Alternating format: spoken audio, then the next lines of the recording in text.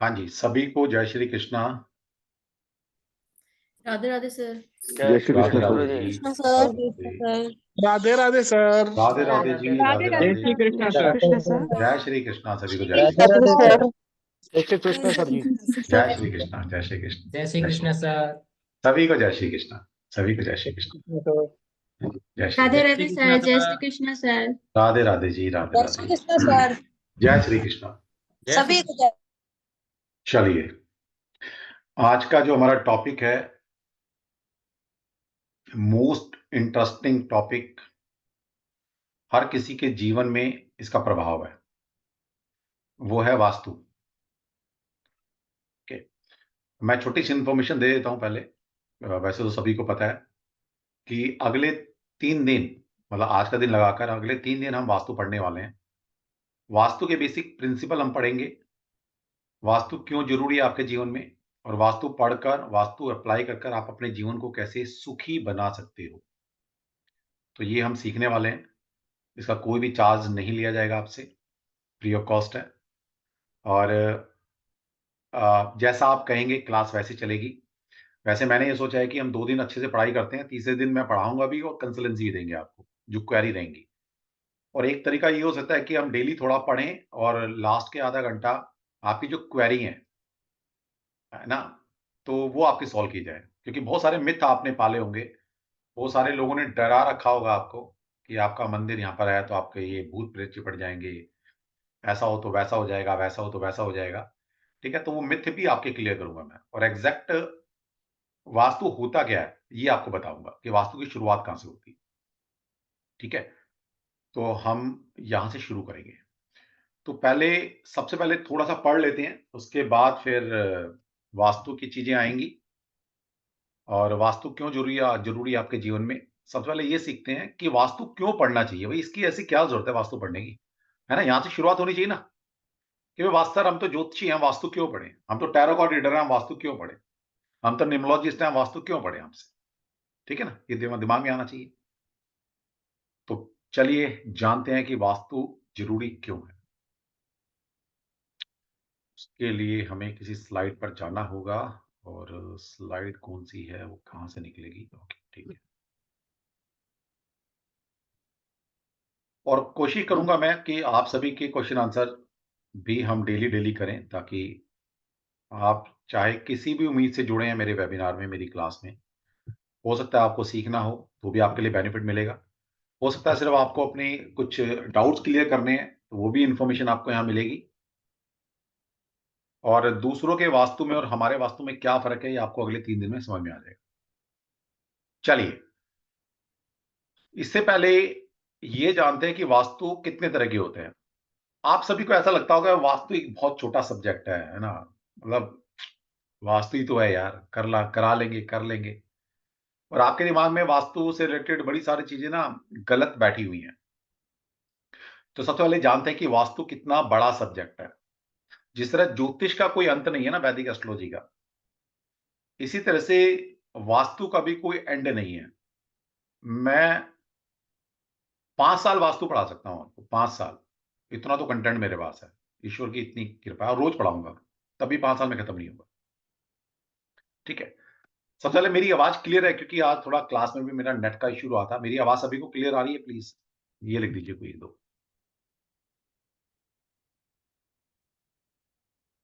अभी मेरी आवाज क्लियर है? आप चैट बॉक्स में लिखें प्लीज।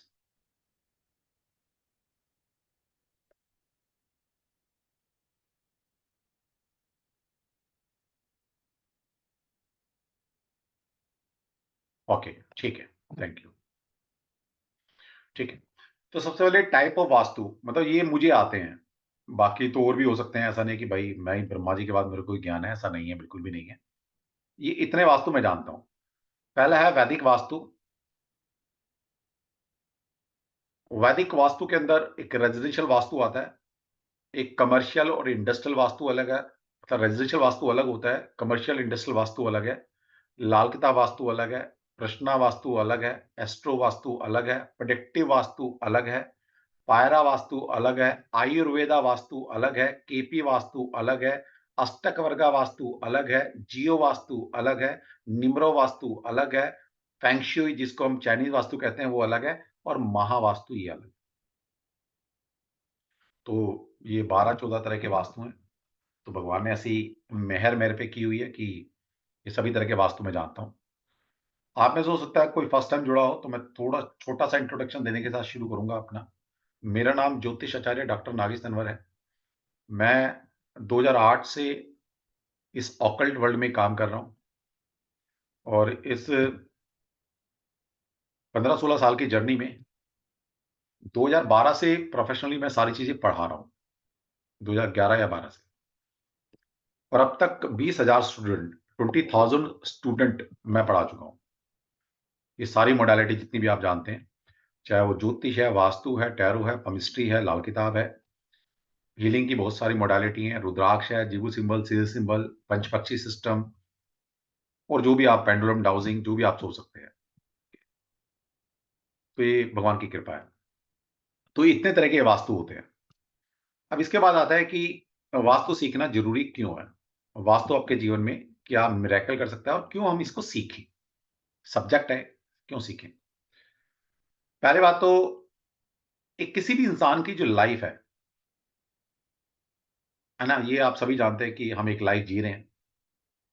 आपकी लाइफ़ सक्सेस रहेगी, तकलीफ़ें आएँगी, आप एन्जॉय करोगे इस ज़िंदगी में, तो आपकी ये लाइफ़ कैसी रहेगी ये डिपेंड्स करता है, 4 फैक्टर हैं आपके, जिसके ऊपर आपकी लाइफ़ डिपेंड करती है कि आप इस जर्नी में कैसे ज़िंदगी जियोगे। ये मतलब ये मेरा फ़ॉर्मूला ऐसा कहीं किताबों में नहीं लिखा, ये मतलब आपकी हो सकता है 5 हो सकते हैं, किसी की 3 भी हो सकते हैं। मेरे लिए ऐसा है कि 4 फैक्टर होते हैं जीवन में। सबसे पहले टाइम, ध्यान से समझना, अगर जिस दिन ये समझ में आ जाएगा, तो कर्मा थ्योरी भी समझ में आ जाएगी आपको।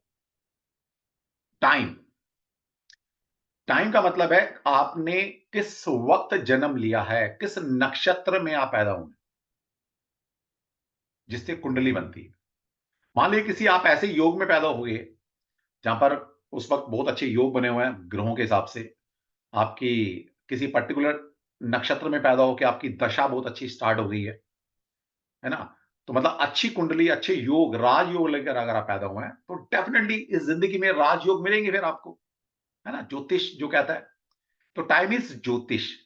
तो अच्छे वक़्त में अगर आपका जन्म हो गया, भगवान ने ब्लेसिंग दे दी, तो कुंडली अच्छी बन गई, राजयोग मिल गए, धन योग बन गए आपकी ज़िंदगी में, अच्छी-अच्छी दशाएँ मिल गई, जब जो चाहा था वो मिल गया, अच्छी डेस्टिनी लेके पैदा हुए, तो ज़िंदगी स्मूथ आपकी कट जाएगी। ठीक है, दुःख, परेशानी थोड़ी बहुत आएँगी जीवन में, वो अलग बात है।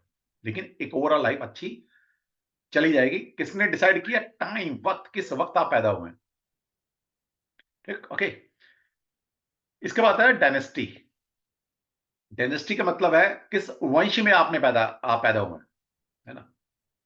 अब देखिए कोई राहुल गांधी का फैन हो तो प्लीज़ बुरा नहीं मानना। मैं सिर्फ़ समझाने के लिए एक एग्ज़ाम्पल देता हूँ राहुल गांधी का सिर्फ़।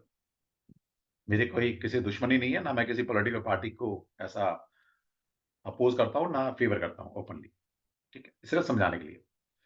अब भाई साहब, राहुल गांधी की कोई भी कुंडली हो, है ना? चाहे वो बुरे से बुरे नक्षत्र में पैदा हुआ है, बुरे से बुरे योग उसकी कुंडली में बने हुए हैं, लेकिन उसने क्या गांधी फैमिली में जन्म ले लिया, सोनिया जी की हैं, है ना?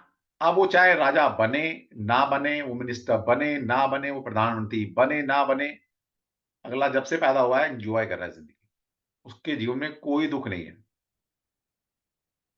एन्जॉय कर रहा है ज़िंदगी को। उसको पता है भाई वो कुछ भी नहीं करेगा, तब भी उसकी ज़िंदगी मज़े में जाने वाली है। ये किसने डिसाइड किया? ये वंश ने डिसाइड किया कि किस वंश में आपने जन्म लिया, है ना? हमारे योग नहीं बन रहे उसके राजयोग, तो ना बने भाई, राजा तो वही है, गांधी फैमिली में पैदा हो गया, राजा है ना? राजकुमार है, आज भी लोग उसको चाह रहे हैं भी प्रधानमंत्री बन जाए, ठीक है, अच्छी बात है भाई, सबको राइट है ना? तो क्यों? क्या कांग्रेस में और कोई पढ़े लिखे लोग या समझदार नहीं है? लेकिन किसी और का तो नाम नहीं आया, लेकिन राहुल गांधी को प्रधानमंत्री बनाना है। क्यों भाई? क्योंकि गांधी फैमिली में पैदा हुआ, उस वंश में पैदा हुआ। तो उस वंश में पैदा होने से उसकी डेस्टिनी डिसाइड हो गई, ठीक है? तो ये हो गया दूसरा।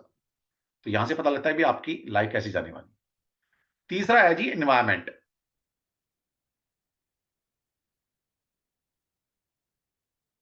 एनवायरनमेंट, जैसे कहते हैं जैसी संगत वैसी रंगत।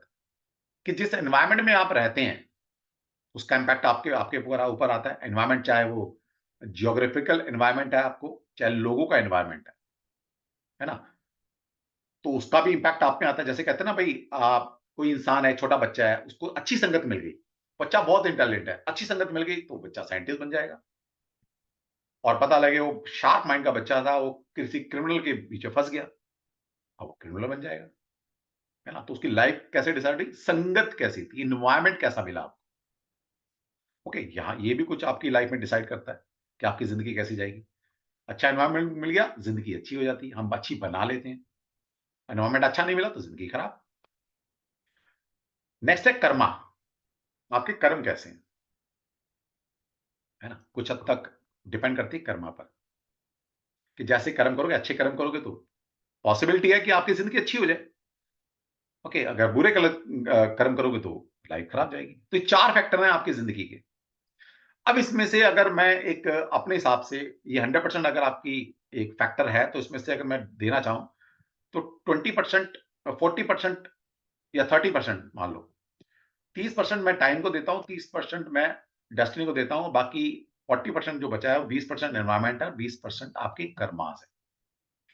इसका मतलब ये है कि एक इंसान जब पैदा होता है, ना तो उसके हाथ में ये कि वो किस वक़्त पैदा होगा, किस नक्षत्र में पैदा होगा, उसके हाथ में नहीं है। वो किस वंश में जन्म लेगा, वो भी उसके हाथ में नहीं है। इसका मतलब है आपकी ज़िंदगी आप कैसी बिताने वाले हो इस धरती पर आकर 60% ऑलरेडी डिसाइडेड है। अब बचे हैं एनवायरनमेंट एंड कर्मा। कर्म भी एक अच्छे एनवायरनमेंट में रहकर आप अच्छे कर्मास कर सकते हो। हम कोई ऋषि तो है नहीं कि आम इंसान की बात करें। तो अगर हमें एनवायरनमेंट अच्छा मिलता है, तो हम अच्छे कर्म कर सकते हैं, कर्म कर पाते हैं। अगर हमें एनवायरनमेंट अच्छा नहीं मिला, तो हमारे कर्म भी खराब हो जाते हैं। इसका मतलब है ये जो 40% बचा है, उसमें से भी 20% भी एनवायरनमेंट के ऊपर ही डिपेंड करता है।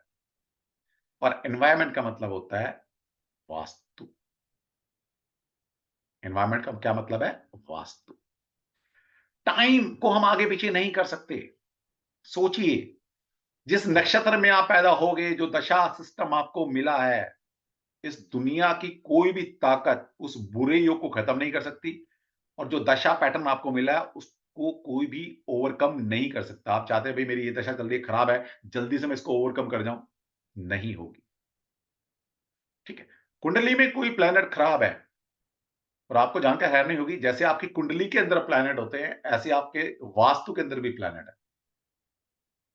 तो कुंडली के प्लैनेट को हम कुछ नहीं कर सकते भाई, लेकिन हाँ, वास्तु के प्लैनेट यानी कि घर के प्लैनेट को हम ठीक कर सकते हैं, वहाँ पर चेंजेस कर कर, है ना? ज़्यादा से ज़्यादा क्या होगा यार, घर मुझे सूट नहीं कर रहा बिल्कुल भी, तो क्या होगा, जैसे घर छोड़ना पड़ेगा ना, छोड़ दो भाई, है ना? मतलब ठीक है, कुछ छोड़ पाते हैं, कुछ नहीं पाते, वो अलग इश्यू है, लेकिन छोड़ तो सकते हैं, हमारे पास फ्री विल तो है।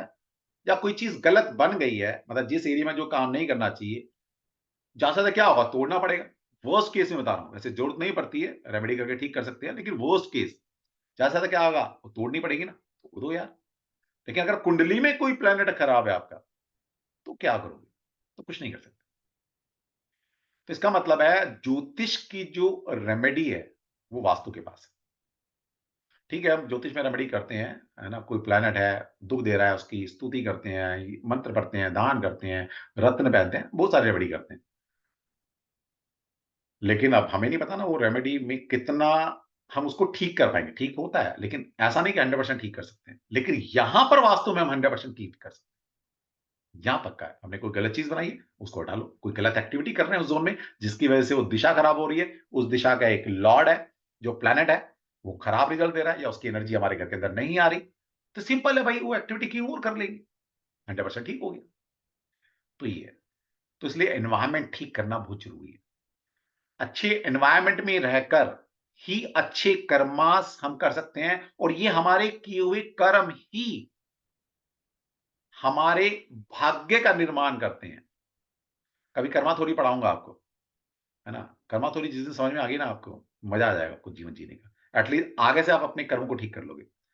हाँ, देखो सिंपल सी बात है, हमें जो इस जर्नी में जो भी मिला है, हम जो अच्छे-बुरे चीज़ें भोग रहे हैं, काट रहे हैं, जो भी चीज़ कर रहे हैं, ये कहाँ से मिला है? ये ईश्वर ने दिया है। ईश्वर ने कहाँ से दिया है? जो हमारे कर्मास का डाटा बैंक है, जिनको बोलते हैं संचित कर्मा। उन संचित कर्मा क्या होते हैं? संचित कर्मा है जब से आपकी सोल की जर्नी स्टार्ट हुई है और आज तक हमें नहीं पता कितने जन्म हम ले चुके हैं। तो जितने भी कर्म हमने किए हैं किसी भी उसमें, दैट इज संचित कर्मा। उस संचित कर्मा में से कुछ अच्छे बुरे चीजें निकालकर ईश्वर हमें इस जर्नी में भेज देता है कि जा बेटा। कुछ लोग आपने देखा होगा बड़े नास्तिक हैं, बड़े गलत कर्म करते हैं, वो मजे ले रहे हैं। लेकिन कुछ लोग आपने ऐसे भी देखे होंगे, बड़े धार्मिक प्रवृत्ति के हैं और आप सोचते हैं यार भगवान इसको क्यों दुःख दे रहा है यार? ये तो इतना संत आदमी है। तो कहाँ से आई? ये हमारे पास्ट के कर्मास आ रहे हैं। ठीक है? तो एनवायरनमेंट ठीक रखोगे, कर्म ठीक होंगे। कर्म ठीक होंगे, आगे की जर्नी अच्छी हो जाएगी। थोड़ा नेट की प्रॉब्लम है, नेट स्लो है, थोड़ा-सा हो सकता है शब्द कट रहे होंगे, तो उसको थोड़ा-सा बियर कर लेना आप सभी। ठीक है? तो अगर हम एनवायरनमेंट ठीक कर लें, यानी कि वास्तु ठीक कर लें, अपने घर में जो 5 एलिमेंट की थ्योरी है वास्तु, अगर उन 5 एलिमेंट को आप बैलेंस कर लेते हैं, हमारी 10 दिशाएं हैं, जिसमें से प्रोमिनेंट जो हम ज्यादा यूज करते हैं वो 8 दिशा यूज करते हैं। उन 8 दिशाओं के देवताओं को अगर हमने प्रसन्न कर लिया, इन 8 दिशाओं के जो प्लैनेट लॉर्डशिप रखते हैं, अगर उनको हमने ठीक कर लिया, तो डेफिनेटली मैं कुंडली का तो कहता नहीं, लेकिन घर के प्लैनेट आपके हम ठीक कर देंगे वास्तु की हेल्प लेकर। ठीक है? तो इसलिए ये वास्तु पढ़ लेना चाहिए। कुंडली में हम कुछ नहीं कर सकते, वास्तु में बड़ी सारी फ्लेक्सिबिलिटी हमारे पास होती है। चलिए, उम्मीद करता हूं थोड़ा सा आपको पता लगा होगा कि हमें वास्तु क्यों पढ़ना चाहिए। ओके, ठीक है। इससे रिलेटेड कोई आपको प्रश्न है? अच्छा, कुछ लोग कहते हैं कि भाई ये वास्तु आया कहां से? आपको ऐसा लगता होगा कि ये वास्तु अभी 20 30 50 साल से आया है ना? ऐसा लगता है, कितनों को ऐसा लगता है? किसी को ऐसा लगता है कि वास्तु अभी आया 10 दिन से, 10 साल से? ऐसा लगता है क्या? अच्छा, किसी को पता है कितने वेद होते हैं? कौन बताएगा? कितने वेद हैं हमारे? उन वेदों के नाम? नहीं तो कह रही है मैं बताऊंगी। बहुत बढ़िया। चलो बताओ।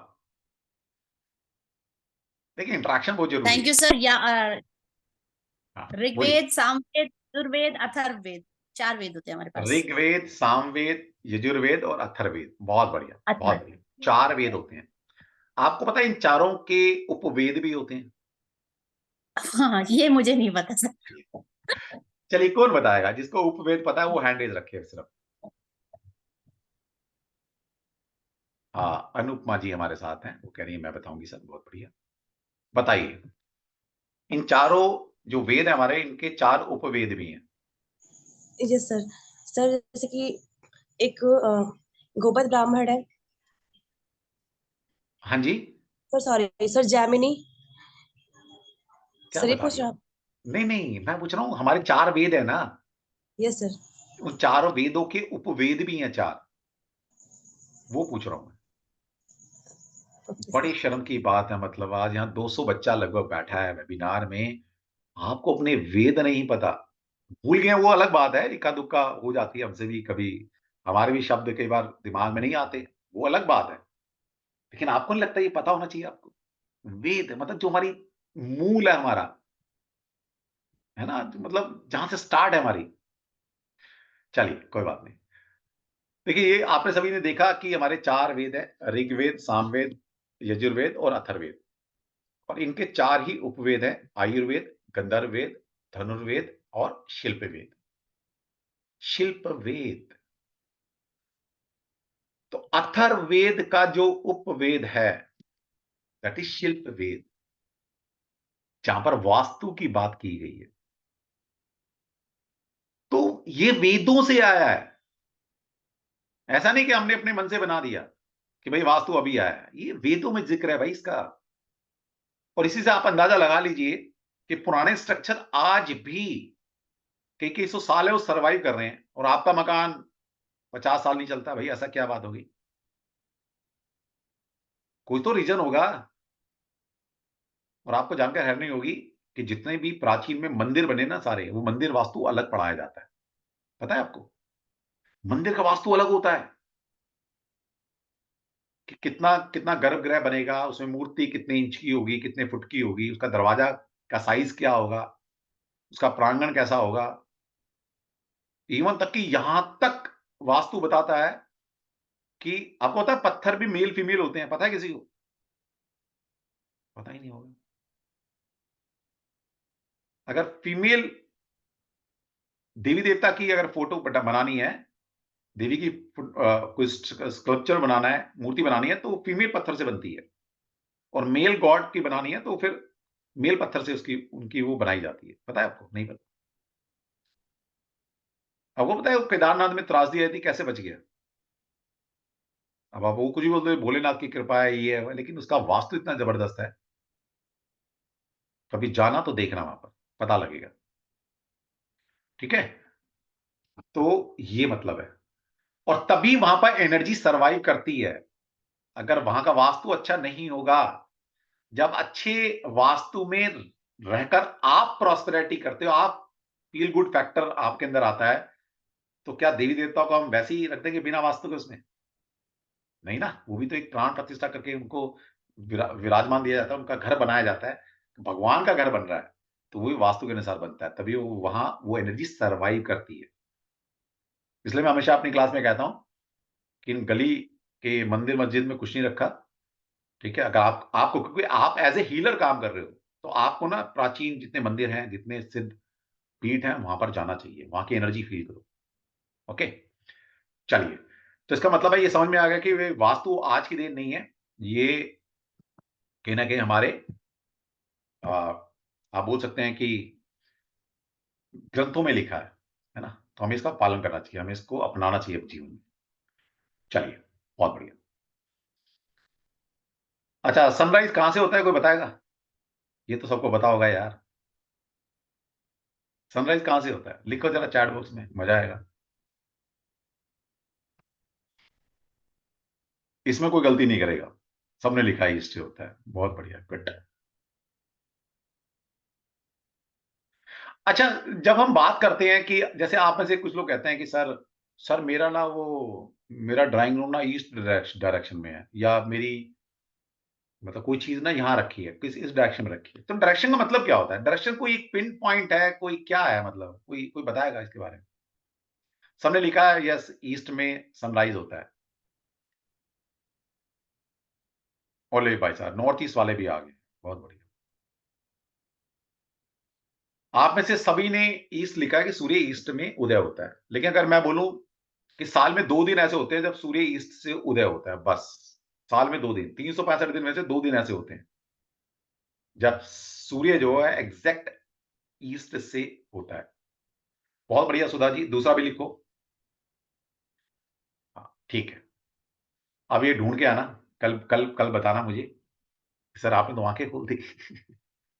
सिखाने के लिए होता है कि सूर्य ईस्ट से उदय होता है, ठीक है? क्योंकि हमारा घर है ना, अब घर घर रोज़ घर की डायरेक्शन तो चेंज नहीं कर सकते। तो हमें फिक्स मानना पड़ेगा कि हाँ, सनराइज़ राइज़ ईस्ट से होता है और वेस्ट में छिप जाता है। लेकिन ऐसे साल में 2 ही दिन आते हैं कि एग्ज़ैक्ट सूर्य ईस्ट से राइज़ हो रहा है और वेस्ट में सेट हो रहा है। 2 दिन होते हैं सिर्फ़, ठीक है? इसलिए तो अगर एग्ज़ैक्ट ऐसा होता, तो भैया दिन-रात बराबर नहीं होते। ये क्यों सर्दियों में दिन छोटे हो जाते हैं और रातें लंबी हो जाती हैं? कोई तो रीज़न होगा ना? चलो। और जब तक वास्तु में सूर्य सिद्धांत नहीं समझ में आएगा ना, वो कितने डिग्री पर, किस महीने, कितने डिग्री पर, कौन-सी दिशा में उदय होता है, तो फिर फ़ायदा नहीं है वास्तु करने का। सूर्य का एंगल क्या होता है? कोई बताएगा सूर्य का एंगल क्या होता है? कितने डिग्री कितने कितने एंगल पर सूर्य चलता है सर्दियों और गर्मियों में? ये भी नहीं पता होगा आपको। कि क्यों खिड़की और ज़रोखे में फ़र्क क्या है? कहाँ खिड़की बनानी है और कहाँ ज़रोखा बनाना है? ज़रोखा पता है ना वो ऊपर निकालते हैं वो, क्यों भाई? तो फिर कहते हैं जी हम वास्तु कंसल्टेंट बन गए। आजकल चल रहा है स्कैनर पकड़ के, स्कैनर थमा के ना 2 दिन का कोर्स कर लेते हैं, फिर लिख देते हैं अपने आगे डॉक्टर, आचार्य, फला-फला, वास्तु एक्सपर्ट। उनको अगर मैं किसी को बुला लूँ ना, आधे लोगों को डिग्री नहीं पता, डिग्री निकालनी नहीं आती। वो बोलते हैं वास्तु कंसल्टेंट। अच्छा ये बताओ अगर स्कैनर से मतलब उस स्कैनर से ही सारी चीज़ें हो जाती, सारा वास्तु हो जाता, तो भाई हमारे यहाँ इतने सारे ग्रंथ विश्वकर्मा जी ने, है ना? और बड़े सारे ग्रंथ हैं वास्तु के, 18 आचार्य हैं जिन्होंने ये ग्रंथ लिखे हैं। तो अगर ऐसा होता तो हमारे ऋषि लोग क्यों लिख के जाते थे सारे ग्रंथ? मैं मतम है ना? मांसाहार है ना? ज्योतिष में बड़ी सारी उसमें ये वास्तु के बारे में बताया गया है, विश्वकर्मा प्रकाश है। तो क्यों भई? मतलब इतने सारे ऋषियों ने क्यों लिख के जाते? फिर एक वो स्कैनर बनाए जाते, बोलते बेटा एक स्कैनर बना के जा रहा हूँ, कुछ करने की जरूरत नहीं, स्कैनर लेके घूमते रहना और वास्तु हो जाएगा। नो डाउट स्कैनर भी काम करता है, मैं ये नहीं कह रहा स्कैनर काम नहीं करता, लेकिन स्कैनर पकड़कर आप बोलोगे हाँ मैं डॉक्टर बन गया, मैं वास्तु का एक्सपर्ट बन गया। वो याद है वो एक डॉक्टर, वो स्टेथोस्कोप क्या बोलते हैं उसको, है ना, जो गले में टांग कर पता लगता है डॉक्टर है। अगर ये राह चलता भी अगर वो पहनकर और गली मोहल्ले में निकल जाए, बोले जी डॉक्टर बन गया मैं खरीद के ले आया भाई, है ना, 500 रुपए का लाया हूं, मैं डॉक्टर बन गया। और बेचारा एक एमडी, एमबीबीएस एमडी करके, है ना, अपनी आधी जिंदगी पढ़कर वो डॉक्टर बनता है। इतना ही फर्क है स्कैनर लेके जो घूम रहे हैं 90% लोग, और जो एग्जैक्ट वास्तु वाले लोग, ये फर्क है। फिर कहते हैं कि सर वास्तु कराया था कुछ नहीं हुआ। भाई होगा कहां से? तुमने कराए झोला साहब छाप से है। उनको डिग्री निकालनी नहीं आती, उनको ये नहीं पता कि डायरेक्शन अंदर से देखते हैं बाहर से देखते हैं। क्योंकि मैं इसलिए कह रहा हूं, मैं बहुत सारे लोगों को जानता हूं, बहुत सारे लोगों को जानता हूं, चलो नाम नहीं ले सकते ऐसे। ठीक है, तो एग्जैक्ट वास्तु आपको पढ़ना पड़ेगा। तो थोड़ा सा शुरुआत करते हैं। आज मैं थोड़ा बेस बना रहा हूं आपका, और कल की क्लास मोस्ट इंपॉर्टेंट होगी, मिस नहीं करना, क्योंकि कल की क्लास से आपको पता लगेगा कि वास्तु की फाउंडेशन क्या होती है, बेसिक वास्तु होता क्या है। ओके, चलिए। और जितने भी हम कह लें जी महावास्तु है, ये वास्तु है, सभी वास्तु ना ये वैदिक से निकले हैं। कोई ऐसा ऋषि पैदा नहीं हुआ इस कलयुग में जो हमारे जो 5 एलिमेंट हैं, कोई छठा एलिमेंट ढूंढ के ले आया, ऐसा कोई पैदा नहीं हुआ, है ना। जो 10 दिशाएं हैं, 10 ही दिशाएं हैं। एक बड़ा प्रचलन में है महावास्तु। हम किसी के भी अगेंस्ट में नहीं है, लेकिन महावास्तु की कुछ चीजें अच्छी हैं, हम वो अपनाएंगे, है ना। कुछ चीजें नहीं है वो छोड़ देंगे। चलिए, सबसे पहले हम चलते हैं, शेप की थोड़ी सी बात कर लेते हैं। शेप की थोड़ी बात कर लेते हैं। वास्तु के अंदर बहुत सारी शेप्स बताई गई है, और शेप की इंपॉर्टेंस सबसे ज्यादा है वास्तु के अंदर। यहां से हमारा चीज स्टार्ट होती है, और इससे पहले से भी स्टार्ट होती है। क्या है वो आपको मैं अभी बताऊंगा थोड़ी देर में। देखिए, वास्तु का क्या प्रिंसिपल है, वास्तु में सिंपल बोला गया है, square plot is the best. ये जो शेप है वो रेजिडेंशियल वास्तु के लिए दी बेस्ट बताई गई है। और बोला गया रेक्टेंगुलर इज आल्सो बेस्ट, लेकिन रेक्टेंगुलर ने क्या कंडीशन डाल दी। क्या कंडीशन है कि एक जो लेंथ है या विड्थ है वो 1:2 से ज्यादा नहीं होनी चाहिए, है ना। रेक्टेंगुलर तो कितना बड़ा हो सकता है, लेकिन बोला गया है कि एक साइड दूसरे की 2 टाइम से ज्यादा नहीं होनी चाहिए। अब इसके पीछे भी क्या रीजन है, ये मैं आपके ऊपर छोड़ता हूं, थोड़ा फाइंड आउट करना। ओके, और कल मैं समझाऊंगा आपको मॉनेटरी लेवल पर भी और वैसे भी कि क्यों ये बोला गया। वो सारी शेप्स हैं, मतलब जो वास्तु में डिस्क्राइब की हैं लगभग 30 शेप्स के आसपास हैं, उसमें से ज्यादातर शेप को मना किया गया है ना। वहां बोला गया स्क्वायर और rectangular shape is the best. अब क्यों बोला गया ये वो पर्टिकुलर रेजिडेंशियल के लिए, जबकि कमर्शियल के लिए और सारी शेप्स भी उन्होंने रिकमेंडेशन दी है। इसके वजह लॉजिक क्या है? देखिए, घर एक सिस्टम होता है ना। घर कैसे चलता है? घर एक सिस्टम से चलेगा ना। मतलब सब वहां घर में अपनी अपनी करनी शुरू कर देंगे तो घर घर चलेगा, गृहस्थी बसेगी नहीं। घर एक सिस्टम से चलता है, और जो स्क्वायर शेप है ये एक सिस्टम को डेवलप करती है।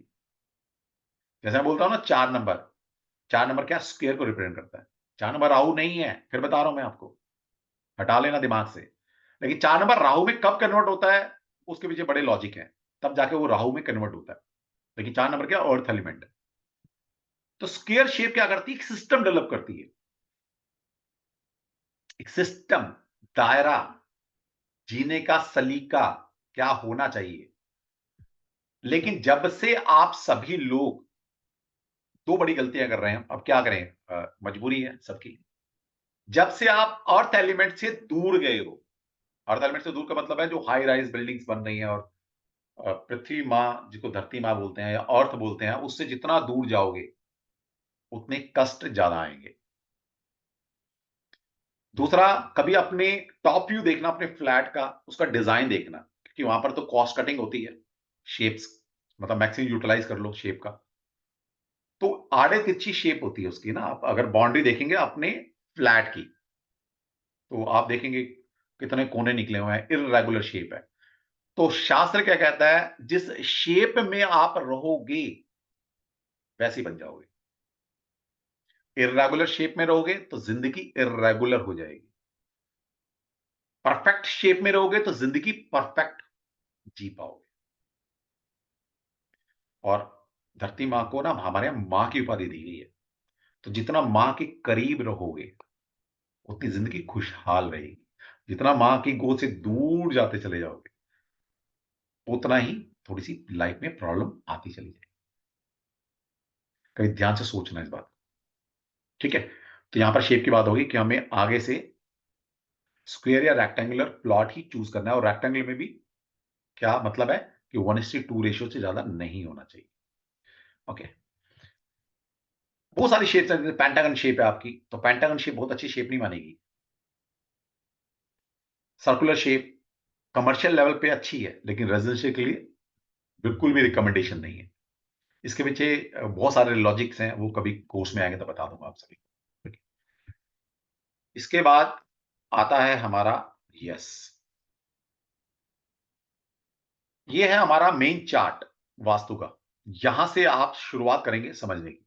अगर ये थोड़ा समझ में आया, तो हम आगे चलेंगे फिर। तो यहां पर क्या है, देखिए हमारे पास 4 मेन डायरेक्शंस होती है हमारे पास, ईस्ट, वेस्ट और नॉर्थ और साउथ। 4 मेन डायरेक्शंस है। ईस्ट, वेस्ट, नॉर्थ और साउथ। और 4 ही डायगोनल डायरेक्शन है, जिसको हम बोलते हैं नॉर्थ ईस्ट, साउथ वेस्ट और नॉर्थ वेस्ट। टोटल 8 डायरेक्शन होगी। 2 डायरेक्शन और है, एक अपवर्ड और एक डाउनवर्ड।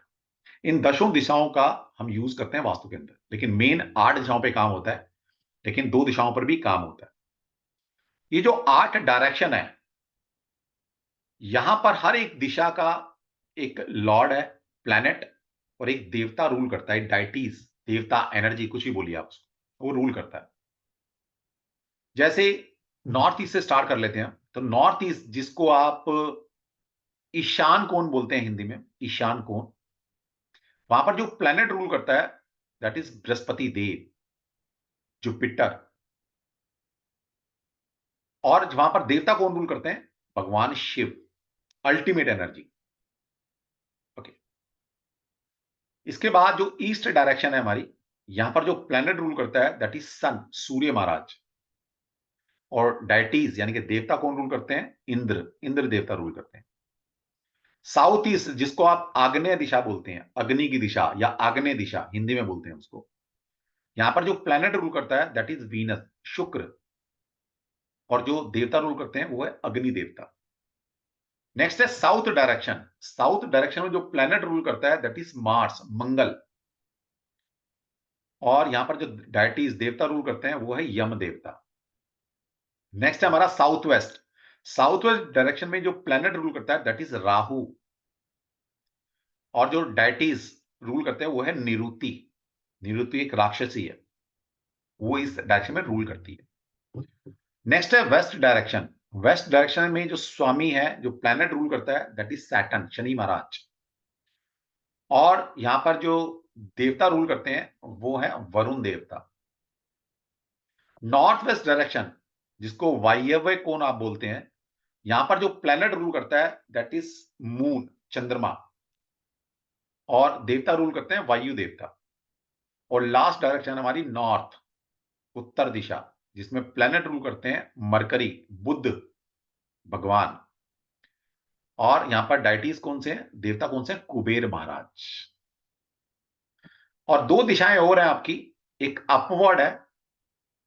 अपर डायरेक्शन में प्लैनेट रूल करता है बृहस्पति देव, गुरु, जुपिटर, जो एक्सपेंशन के कारक हैं, ग्रोथ के कारक हैं, आकाश तत्व के कारक हैं। और जो प्लैनेट रूल करते हैं और जो देवता रूल करते हैं, वो है ब्रह्मा जी।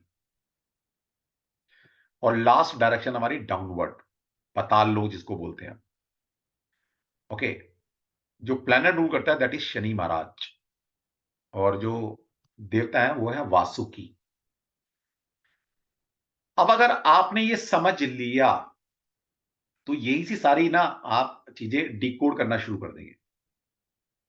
अब सिंपल सी बात है, सिंपल लॉजिक बता रहा हूं मैं आपको, कि जिस डायरेक्शन में जो प्लेनेट या जो देवता रूल कर रहा है, अगर उसको किसी भी तरह से आप अफेक्ट करेंगे, है ना, मान लीजिए हम वहां पर गलत एक्टिविटी कर रहे हैं, जो एक्टिविटी वहां पर करनी चाहिए, या हमने कोई वास्तु का कोई भी अगर वायलेशन आपने किया हुआ है उस पर्टिकुलर डायरेक्शन में, तो क्या मतलब है इसका? इसका मतलब है वो प्लैनेट और वो देवता आपके घर के अंदर अपनी जो एनर्जी है जो वो दे सकता है, जिस पर उसका अधिकार है, वो नहीं दे रहा। सिंपल, उसको ठीक करना है। मान लिया आपका सूर्य कुंडली में वीक है, मान लेते हैं एक बार को, और यहां पर हमने बोला हुआ है कि भाई ईस्ट डायरेक्शन में कम से कम कंस्ट्रक्शन करनी चाहिए, या ये बोला गया, हमने वास्तव में रिकमेंड किया हुआ आपको कि भाई ईस्ट डायरेक्शन में किसी भी तरह का बड़ा स्ट्रक्चर, बड़ी बिल्डिंग आपके घर के सामने, या कोई पेड़ नहीं होना चाहिए। लेकिन पता लगे आपके घर के सामने ईस्ट डायरेक्शन में एक बड़ा सा पेड़ है और वो घर के नजदीक है, और उससे क्या हो रहा है? उससे ये हो रहा है कि सनराइज जब होता है तो सुबह सूर्य की जो किरणें, जिनको हम मेडिकेटेड रेज बोलता हूं मैं, जिनको यूवी रेज भी बोला जाता है, नॉर्थ ईस्ट में जब सूर्य होता है या ईस्ट तक भी, तो मेडिकेटेड रेज आपके घर पर जो सीधी आनी चाहिए थी किसी भी फॉर्म में, वो आपके जो बड़ा सा पेड़ है आपके घर के सामने उसने रोक ली। वो ईस्ट में है बड़ा पेड़, या बहुत बड़ी बिल्डिंग है, आपकी सनलाइट ही नहीं आ रही, तो क्या होगा? अब इसका मतलब है जो कुंडली में सूर्य वीक था आपका, वो तो था ही, आपके घर का भी सूर्य वीक हो गया, क्योंकि सूर्य की जो एनर्जी है, पॉजिटिव एनर्जी, वो आपके घर के अंदर डायरेक्ट नहीं आ रही है। ये तो एक फिजिकल एग्जांपल है जिससे आप समझ सकते हो, और बड़ी सारी चीजें होती हैं। ठीक है, या मान लीजिए ये दिशा कोई कटी हुई है, कोई एंटी एक्टिविटी कर रहे हैं, वो कैसे होंगी एंटी एक्टिविटी, मैं वहां तक इसलिए नहीं जा रहा, उसके लिए बहुत सारी चीजें बतानी पड़ जाएंगी आप। लेकिन फिर भी मान के लिए कि जो एक्टिविटी मान लीजिए यहां पर नहीं करनी चाहिए, वो एक्टिविटी यहां कर रहे हो, एंटी एंटी एक्टिविटी कर रहे हो इस जोन से अगेंस्ट। अब ये भी आपको बाद में पता लगेगा कि हम किस जोन में किस किस तरह की एक्टिविटी कर सकते हैं, वो आप उसके लिए आपको पूरे डाइटिस की कैरेक्टरिस्टिक, देवता की कैरेक्टरिस्टिक, प्लैनेट की कैरेक्टरिस्टिक, और यहाँ पर बड़ी सारी चीजें मैं दिखाऊंगा अभी। ये सारी चीजें पता होंगी तो आप खुद से डिकोड कर सकते हैं कि किस जोन में मुझे कौन सी चीज करनी चाहिए। मैं नहीं बताता क्लास में, मैं सिर्फ समझाया तो सारे जोन को। अब आप खुद बताए, कितनी सारी चीजें पढ़ ली हैं कि कितनी सारी एक्टिविटी यहाँ पर क्यों करनी चाहिए। जैसे मैं एक एग्जाम्पल लूंगा अभी, तब समझ में आ जाएगा। तो भाई मान लीजिए अगर आप गलत एक्टिविटी कर रहे हैं यहाँ पर इस डायरेक्शन में, या ये डायरेक्शन कटी हुई है, दबी हुई है, कंप्रेस्ड है, किसी भी तरह से कुछ खराब है, तो यहां पर जो देवता रूल करते हैं वो कौन से? इंद्र देवता। और प्लैनेट कौन सा है? सूर्य। अब सूर्य क्या है? सूर्य है राजा, किंग। अब सिंपल सी बात है, अगर आपका काम सूर्य से रिलेटेड है, सूर्य मतलब सरकार से रिलेटेड है, आप गवर्नमेंट एम्प्लॉय हैं, गवर्नमेंट से टेंडर मिलते हैं आपको, या आप पॉलिटिक्स में हैं या पॉलिटिक्स में जाना चाहते हैं, तो जब तक आपकी कुंडली का सूर्य ठीक नहीं होगा, या आपके घर का सूर्य ठीक नहीं होगा, ना तो आप पॉलिटिक्स में जा सकते हैं, ना ही आपको गवर्नमेंट से किसी तरह का सपोर्ट मिलने वाला है। अब भाई कुंडली के सूर्य को तो मैं कुछ कर नहीं सकता, वहां रेमेडी करा सकते हैं, लेकिन इतना पक्का है कि वास्तु की हेल्प लेकर, वास्तु के प्रिंसिपल अप्लाई कर कर हम आपके घर का सूर्य जरूर ठीक करें। और यहां पर देवता कौन रूल करते हैं? इंद्र देवता। इंद्र की कैरेक्टरिस्टिक क्या है? देखिए, अगर आपने सारी चीज डिकोड कर ली ना, फिर मजा आता है कंसल्टेंसी देने का। मतलब आप प्रॉब्लम वहां से बताएंगे, मैं यहीं से बता दूंगा कौन सी क्या वायलेशन आपने किया हुआ, या आपके घर में कोई वॉलेशन है, उसको देखकर ही हम बता सकते हैं कि आपके घर में क्या प्रॉब्लम आ रही है। लेकिन एक्सपीरियंस से आता है, ऐसा इतना आसान नहीं होता, आपको कुछ मेहनत करनी पड़ती है। अब जैसे इंद्र की कैरेक्टरिस्टिक क्या होती है? इंद्र क्या है? इंद्र भाई सभी देवताओं का राजा है। भाई राजा क्यों है वो? यानी कि इंद्र के अंदर कोई तो क्वालिटी होगी, उसको राजा चुन लिया गया, है ना। यहां पर कोई देश की बात नहीं हो रही ना, और देवताओं की बात हो रही है, सारे समझदार हैं। अब यहाँ पर तो कुछ लोग ऐसे हैं, भई मोदी प्रधानमंत्री बनना चाहिए, कुछ कहते हैं भई राहुल गांधी भी प्रधानमंत्री बनना चाहिए। लेकिन वहां तो ऐसा नहीं है, वहां तो सारे समझदार लोग बैठे हैं, है ना? तो इंद्र को सभी देवताओं का जो एक आधिपत्य दिया है, राजा बनाया है ना? कि भई सबको तुम कमांड करोगे, कुछ सोच के बनाया होगा। यानी कि इंद्र में वो पावर है कि वो सभी प्लैनेट को, सभी देवताओं को मैनेज कर सकता है ना? तभी तो उसको मैनेजर बनाया या एक उनका राजा बनाया है कि भई हाँ, तुम सबसे काम करा सकते हो। और इंद्र में यही तो क्वालिटी है इंद्र की, कि वो सबसे अच्छा-अच्छा काम कराता है, सबको बाँध के रखता है, सभी देवताओं को कंट्रोल करके रखता है। इसका मतलब क्या हुआ?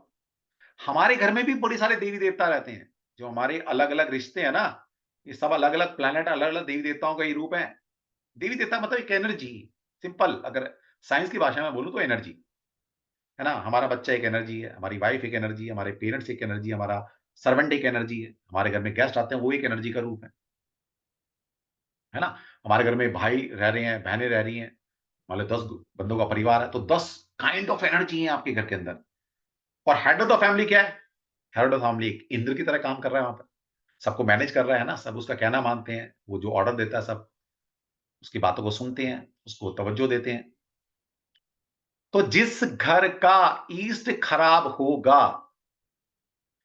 उस घर में जो हेड ऑफ द फैमिली होता है या होती है, उसकी कोई नहीं सुनने वाला। क्योंकि उसकी वो एनर्जी डिस्टर्ब हो चुकी है, इंद्र की एनर्जी उसको नहीं मिल रही है। इंद्र क्या करता है? इंद्र उसको वो पावर देता है, वो कॉन्फिडेंस देता है, वो एनर्जी देता है, जिससे वो पूरे घर को मैनेज कर सकता है, सब एनर्जी को कंट्रोल कर सकता है। ये कहां से मिलती है? ये इंद्र से मिलती है। तो अगर आपका ईस्ट खराब होगा, तो आप घर में किसी को कंट्रोल नहीं कर पाएंगे, सब अपनी मर्जी के काम करने वाले। तो घर कैसे चलेगा? नहीं चलने वाला ना। तो ये समझना पड़ेगा। चलिए, दूसरा, अब मैं आप सभी से अगर पूछता हूं कि भाई मंदिर कहां बनाना चाहिए, कौन बताएगा? मंदिर कहां बनाना चाहिए? कोई बता दे भाई प्लीज, क्योंकि मैं थोड़ा सा देर से समझता हूं। टेक्निकल हिसाब मेरा दिमाग चलता है, मैं टेक्निकली पूछना चाहूंगा। सबने सही लिखा है, ईशान कोण ईस्ट में, नॉर्थ ईस्ट में ईशान कोण, सबको पता है भाई साहब। सारे वास्तु कंसेप्ट तो बनेंगे, फिर मेरे से क्या पढ़ रहे हो यार? चल, बहुत बढ़िया। सब लिखो भाई, और भी लिख दो ताकि मुझे पता लगे ना कितने लोग एक्टिवली पार्टिसिपेट कर रहे हैं। देखिए, सीखने का मतलब नहीं मैं बोलता चला जाऊं, मैं तो बोलता ही रहूंगा। लेकिन एक इंटरेक्शन होता है ना, तो मजा आता है मुझे भी कि हाँ, बच्चे सुन रहे हैं मेरी बात को सीरियसली। यस, नॉर्थ ईस्ट सबको पता है भाई।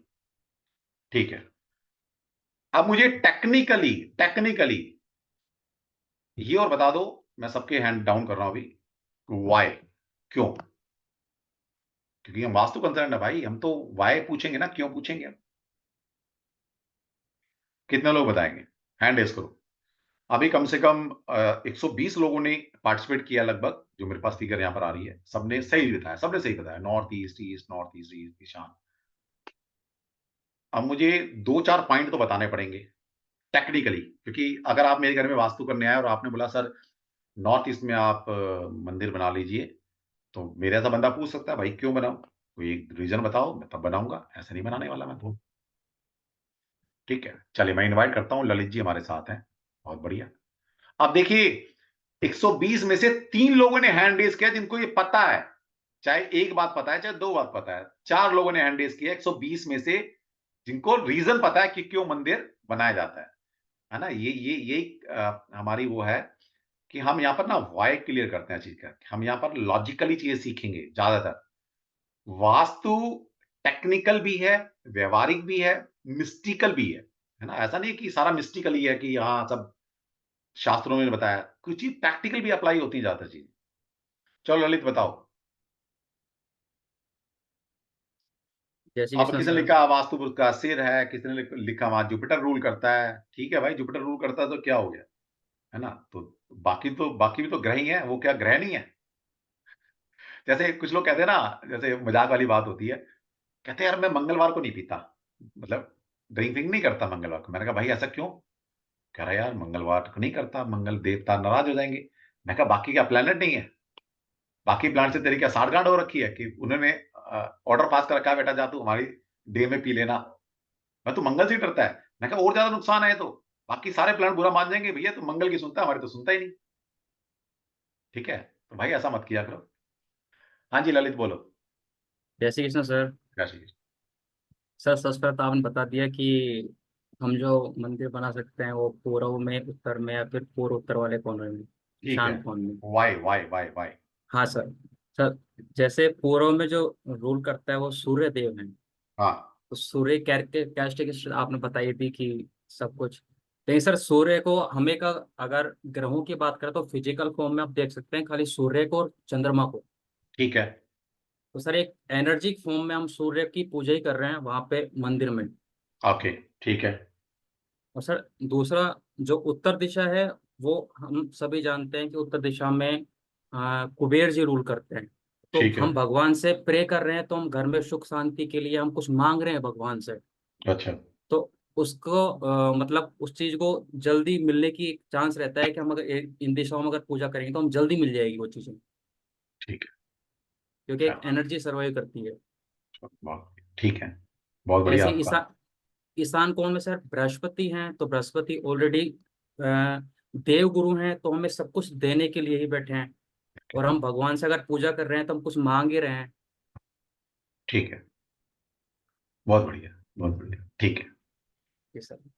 तो भाई अगर मैं मान लीजिए मैं साउथ ईस्ट की तरफ फेस करके करूंगा, साउथ ईस्ट में मंदिर बनाऊंगा, तो मैं वीनस से भी मांग सकता हूँ, वो भी तो गुरु है। जी। लेकिन सर वो और एक तरह से। और अग्नि देवता प्योरिटी के देवता है ना, वो भी दे सकते हैं मुझे। अग्नि जी दिखती नहीं सर। है। अग्नि सूर्य में क्या अग्नि निकल रही है, तो अग्नि देवता, मुझे अग्नि देवता नजर आ रहे हैं मुझे तो। लेकिन सर शुक्र को हम दानव गुरु बोलते हैं। किसने बोल दिया?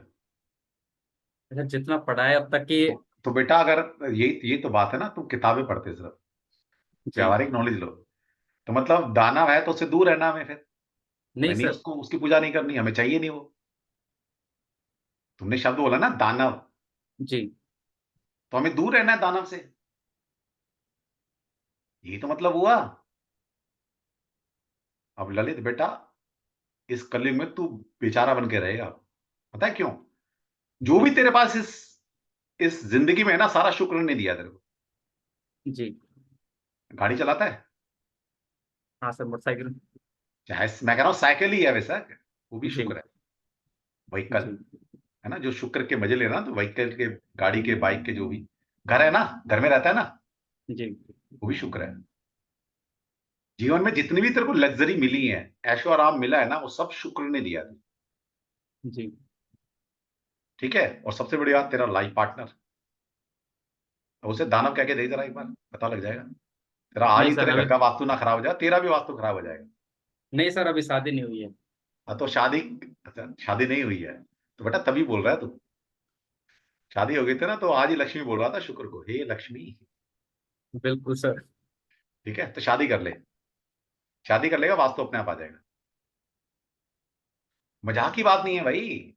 शादी करने के बाद आपको लाइफ के बड़े सारे एक्सपीरियंस होते हैं, आपके अंदर मेच्योरिटी आती है और आप सीरियस हो जाते हो, पता है।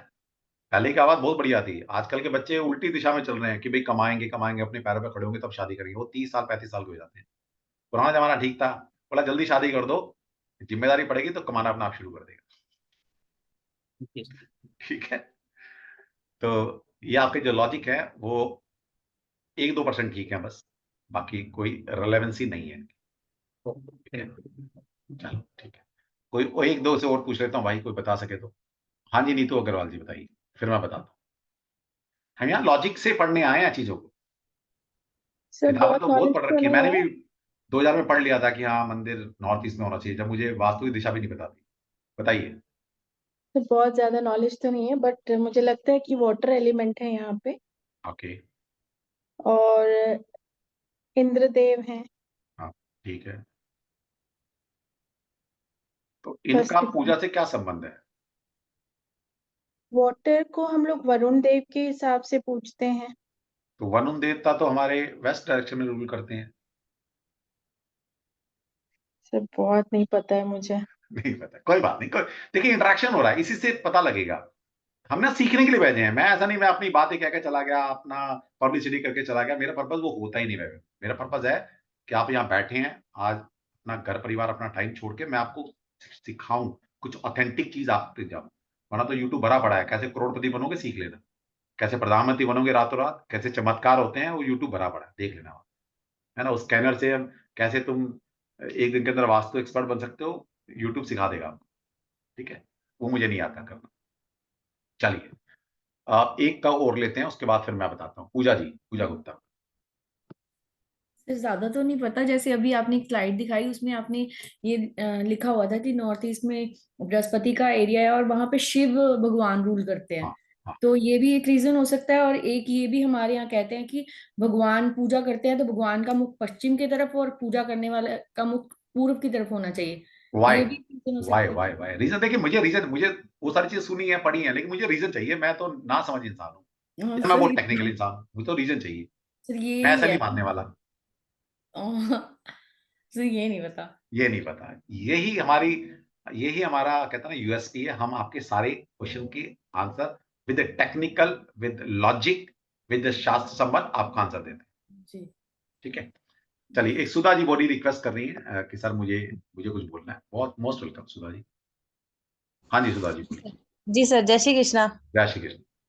सर ज्यादा तो नहीं पता, पर जैसे कि नॉर्थ ईस्ट से सूर्य भगवान उदय होते हैं, बहुत बढ़िया। तो अगर हम वहां पे मंदिर बनाते हैं तो सूर्य उदय होने से पहले जो लाल मतलब किरणें होती हैं, हाँ, तो वो मतलब जैसे कि हम मेडिटेशन करते हैं तो एनर्जी सपोर्ट करती है हमें। ठीक है।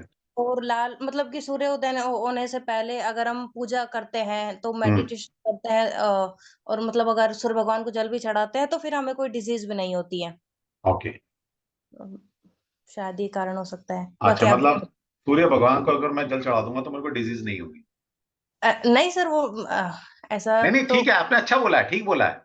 हाँ हाँ। लेकिन क्यों? मैं सूर्य भगवान को अगर जल चढ़ाऊंगा तो मुझे बीमारी क्यों नहीं होगी? वाई? क्यों नहीं होगी? हाँ। क्योंकि सर जब हम मतलब जल चढ़ाते हैं तो मतलब सूर्य की जो किरणें हैं वो पानी से मतलब मतलब कि हमारे शरीर पे पड़ती है सर। अब मुझे एग्जैक्ट नहीं पता है बहुत क्या। बढ़िया, अच्छा बोल रहे हो, अच्छा बोल रहे हो, बिल्कुल सही पकड़ा है आपने। बिल्कुल हाँ परफेक्ट पकड़ा है, बिल्कुल परफेक्ट पकड़ा है। सूर्य को जल देने का मतलब है, अगर आपने थोड़ा सा भी ज्योतिष पढ़ा है, तो सूर्य इज योर इम्यून सिस्टम। सूर्य आपकी जो बॉडी के अंदर इम्यून सिस्टम है उसका मेन कारक प्लेनेट है। बहुत बढ़िया बताया आपने। लेकिन हमारे यहाँ कुछ ऐसे विद्वान भी हैं न्यूमरोलॉजिस्ट, में नाम नहीं लूंगा, नाम लेना अच्छा नहीं होता। वो ये कहते हैं कि भाई साहब, अगर आपका ड्राइवर या कंडक्टर आपका 8 नंबर शनि का बन जाता है, ठीक है, तो आपने सूर्य की तरफ देखना भी नहीं है, जल तो छोड़ना दूर की बात है, सूर्य को अपनी जिंदगी से निकाल दो। क्योंकि अगर आपका कंडक्टर या ड्राइवर 8 बन गया तो शनि महाराज रूल कर रहे हैं अब, और शनि महाराज के सूर्य दुश्मन होते हैं, और आपको जल नहीं देना चाहिए सूर्य। पता नहीं कौन सी यूनिवर्सिटी से पढ़कर आते हैं भाई, ये कौन से ग्रह से पढ़कर आए हैं। मैं तो नहीं पूछ सकता भाई, आप कभी पूछ लेना कौन से ग्रह से पढ़कर आए हो, कौन से क्लासिकल लिटरेचर में ये बात लिखी है। ठीक है, सूर्य को जल देने का मतलब ये नहीं कि सूर्य पर आप एहसान कर रहे हो, सूर्य को एक लोटा जल देकर, है ना, वो सूर्य बेचारा प्यासा मर जाएगा अगर आपने एक लोटा जल नहीं चढ़ाया। ये वह हटा दो भाई। क्योंकि ऋषियों को पता था कि कलयुग में मानव जो है ना मंद बुद्धि का पैदा होगा, तो उन्होंने क्या किया, कुछ चीजें रिचुअल्स में डाल दी, है ना, कि भाई सूर्य देवता होता है ना, सुबह उठते ही सूर्य की पूजा करनी चाहिए, सूर्य को जल देना चाहिए, तो ये रिचुअल्स में डाल दिया। अब हम जल दिए जा रहे हैं, लेकिन हमें नहीं पता हम क्यों दे रहे हैं। हम कह रहे हैं सूर्य प्रसन्न हो रहा है। भाई सूर्य को कुछ नहीं मिल रहा, सूर्य को आपका जल नहीं चाहिए, सूर्य को जितना जल चाहिए समुद्र से सोख लेगा। वो जल हम अपने लिए देते हैं।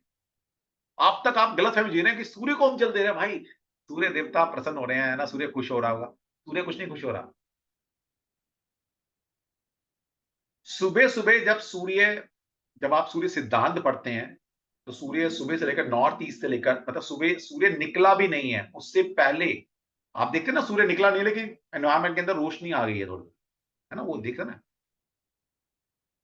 और सुबह 8-9 बजे तक सूर्य के अंदर से आपको पता है 7 रंग निकलते हैं, जिसको विबिग्योर बोला गया है। Violet, indigo, blue, green, orange, yellow, red, विबिग्योर।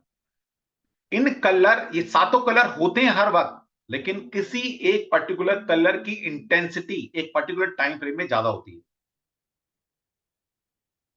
इसलिए सुबह का जो सूर्य होता है, जब सन निकला भी नहीं है या निकला ही निकला है अभी, सूर्य से यूवी रेज, जिसको अल्ट्रा वायलेट रेज बोलते हैं, वो निकलती है सुबह सूर्य से। और आपको जानकर हैरानी होगी, आपको पता ही नहीं है, पता नहीं क्यों नहीं पढ़ते यार आप लोग, ये किया करा है, छोड़ दो।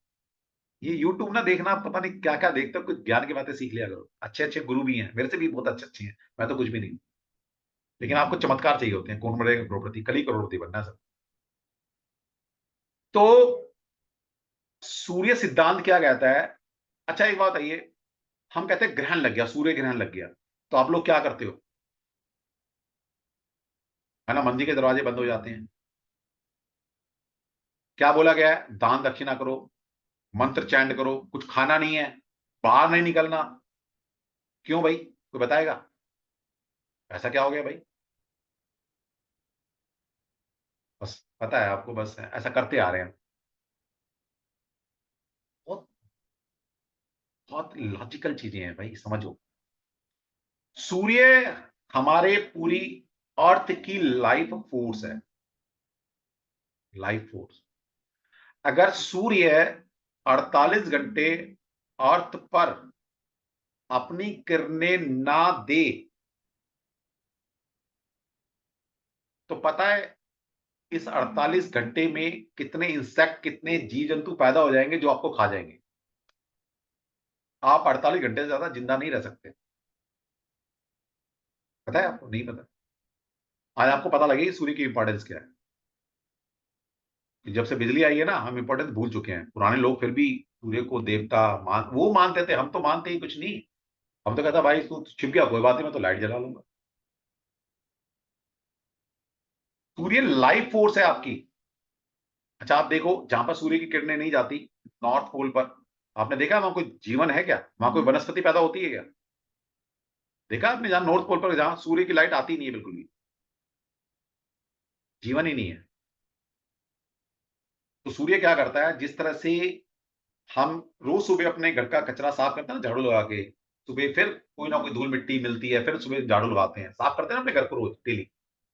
इसी तरह सूर्य की सुबह की, जब सूर्य निकलता है और फर्स्ट मुहूर्त होता है 24 मिनट का, 24 मिनट सनराइज से सूर्य एक यूवी रेस अर्थ के ऊपर फेंकता है, डालता है। जिस तरह आप अपने घर को सफाई करते हैं, सूर्य इस अर्थ की सफाई करता है। ये जितने जर्म्स पैदा होते हैं ना, सूर्य मार देता है, और तभी हम जिंदा हैं।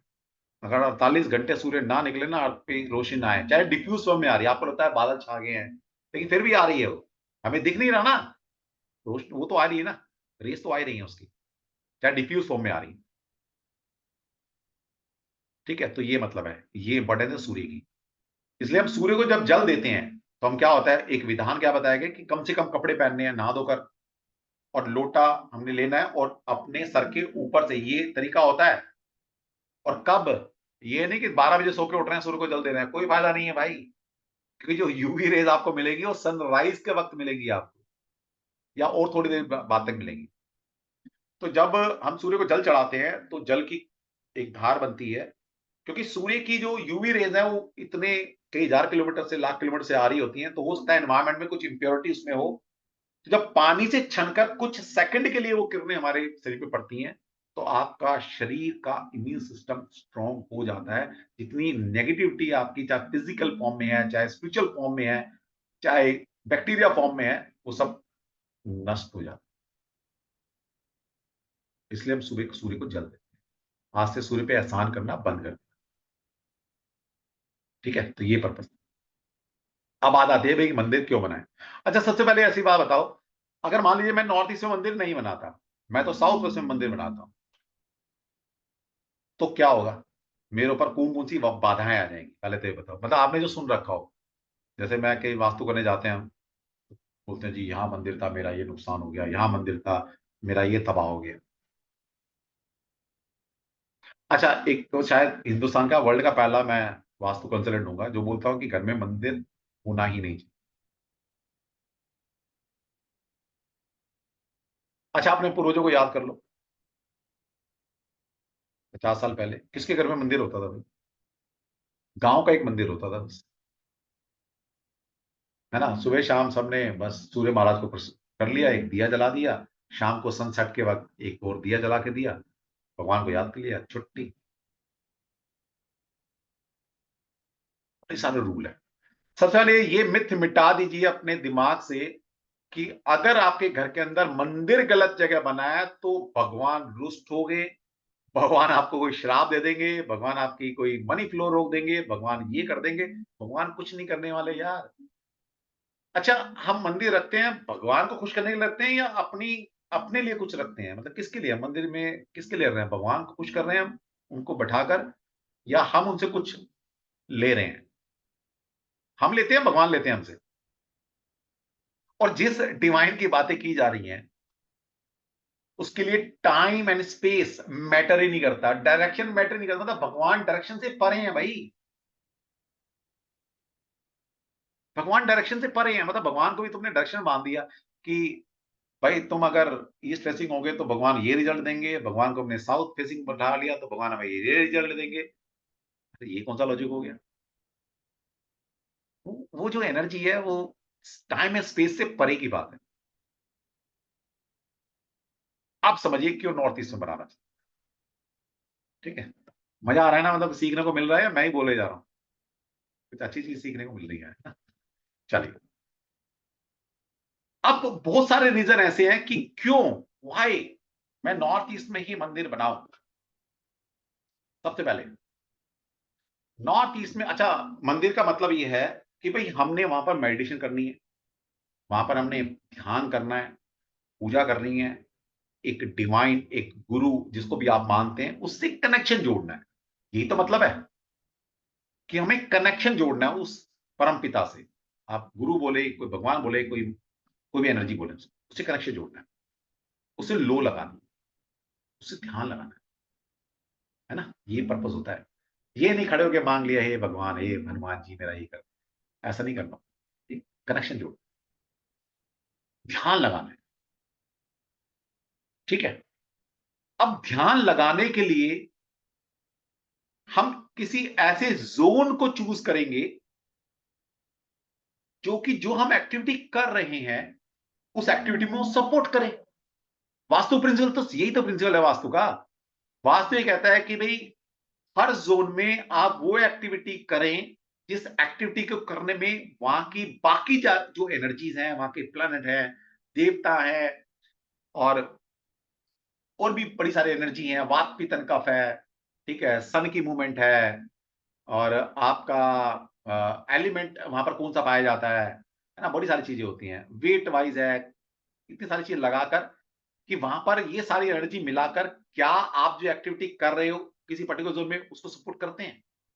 जैसे नॉर्थ ईस्ट का आपने लिया, सबसे पहले वहां पर प्लैनेट कौन है? जुपिटर, एक सात्विक प्लैनेट है, गुरु।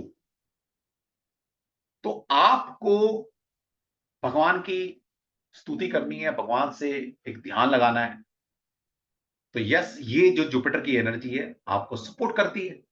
यस, डेफिनेटली सपोर्ट करेगी, एक सात्विक प्लैनेट है जुपिटर, देवताओं के गुरु है, सपोर्ट करेंगे। ठीक है भाई, ये एक एनर्जी सपोर्ट कर रही है। दूसरी एनर्जी क्या है? भगवान शिव यहां पर रूल करते हैं। डेफिनेटली भगवान शिव एक अल्टीमेट एनर्जी है, सबसे बड़े साधक हैं। उनसे बड़ा, कहते हैं ना, एक अल्टीमेट एनर्जी, उनसे बड़ी कोई एनर्जी नहीं है, क्रिएटर है इस संसार के। और भगवान शिव निराकार है ना। शंकर एक, उनकी एक प्रतिमा है, मतलब इनका उनका रूप है एक फिजिकल फॉर्म में। देखिए शिव क्या? निराकार। शिव एक अल्टीमेट एनर्जी, शिव इज ध्यान। और आपने क्या करना है? ध्यान, ध्यान ही लगाना है, भगवान कनेक्शन जोड़ना है। तो शिव की एनर्जी सपोर्ट कर रही है। दूसरा, यहां पर जो एलिमेंट है, आगे चलते मैं एलिमेंट दिखाता हूं। यस, जो हमारे जोन है, इस जोन में नॉर्थ, नॉर्थ ईस्ट और ईस्ट, इस जोन में हमारे पास 5 एलिमेंट होते हैं। पूरा संसार इन 5 एलिमेंट से बना है। हमारी बॉडी 5 एलिमेंट से बनी है, हमारा घर 5 एलिमेंट से बना है। इस संसार में जितनी भी चीजें बनी है सारे 5 एलिमेंट से बनी। तो हमारा घर भी 5 एलिमेंट से बना है। घर के अंदर एक पर्टिकुलर जोन के अंदर एक पर्टिकुलर एलिमेंट प्रोमिनेंट होता है। ऐसा नहीं बाकी एलिमेंट नहीं होते वहां, वो भी होते हैं, लेकिन एक एलिमेंट प्रोमिनेंट फॉर्म में पाया जाता है। तो उन 4 एलिमेंट में से जो फिजिकल फॉर्म में 4 एलिमेंट होते हैं, हम 5वां एलिमेंट जो स्पेस होता है उसको ब्रह्म स्थान या आकाश तत्व या खुले से रिप्रेजेंट करते हैं। तो यहां पर जो है वो वाटर एलिमेंट का जोन होता है। नॉर्थ, नॉर्थ ईस्ट और ईस्ट में वाटर एलिमेंट का। वाटर एलिमेंट की क्या कैरेक्टरिस्टिक है? वाटर, अब जैसे कहते हैं ना भाई बहुत बड़ा गुस्सा आ रहा है आपको, है ना, गुस्सा आ रहा है तो क्या कहते हैं, 1 गिलास पानी पी लो, बोला जाता है ना सर।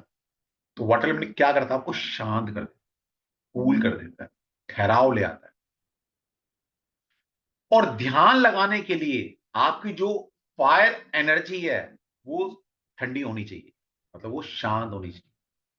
कभी प्रेयर करके देखना या ध्यान लगा के देखना, बड़े गुस्से में हो आप, है ना, तो ध्यान लगा के देखना, ध्यान लगेगा? नहीं लगेगा। ध्यान कब लगता है, जब आप शांत अवस्था में, कूल अवस्था में। तो वाटर एलिमेंट के जोन में अगर आप बैठते हैं तो आपका मन शांत होता है, कूल होते हो, ठंडे हो जाते हो। जो हो सकता बॉडी की फायर हो या हमारी एक अग्नि है बॉडी के अंदर, वो थोड़ा हाई साइड पर हो, तो वाटर एलिमेंट के जोन में बैठने से क्या होता है, शांत हो जाते हैं। और शांत रहकर ही भगवान की आराधना की जा सकती है। तो यहां पर जो एलिमेंट है वो भी सपोर्ट कर रहा है मुझे, जो मैं एक्टिविटी कर रहा हूं, क्या कर रहा हूं, ध्यान लगाना। तो ये एलिमेंट भी कह रहा है चलो मैं आपको सपोर्ट करता हूं। दूसरा,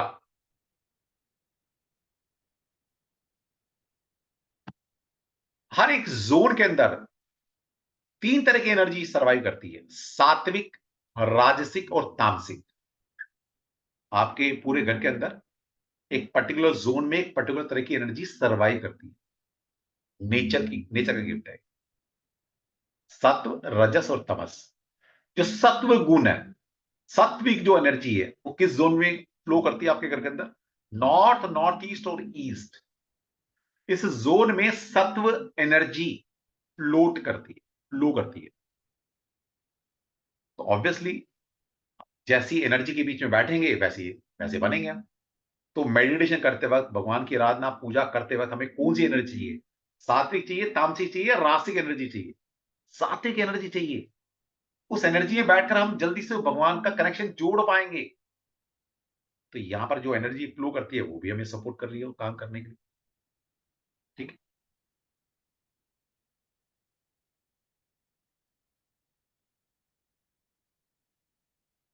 दूसरा, नॉर्थ ईस्ट एक कोल्ड जोन है, ठंडा, है ना। आप गर्मी ले लीजिए, सर्दी ले लीजिए, नॉर्थ ईस्ट में आपको कभी डायरेक्ट सनलाइट नहीं आती, या आती है तो वो सूर्य की किरण आती है जो एक मेडिकेटेड रेज है। तो ये ठंडा जोन है, यहां पर मतलब एक ठंड रहती है। और अगर इंडिया की हम बात करते हैं तो मैक्सिमम एरिया में हम गर्मी से परेशान हैं। अगर मैं आपको बोलूं कि भाई मेडिटेशन करनी है, चलो भाई सारे मेडिटेशन करो, है ना, मैं आपको धूप में बैठा दूं या जहां पर गर्मी का एरिया वहां बैठा दूं, बोलो मेडिटेशन करो मेरे साथ, ध्यान लगाओ भगवान में, लगेगा? नहीं लगेगा। कब लगेगा, जब आप ठंडे में बैठे, शांत में बैठे। इसलिए हमारे ज्यादातर देवी देवता कहां बैठे हैं, पहाड़ों में, ठंडक में। भगवान शिव का कैलाश। लेकिन हम ना वो गली का चौराहा होता है, क्रॉसिंग है, वहां मूर्ति टेकी, मंदिर बना दिया।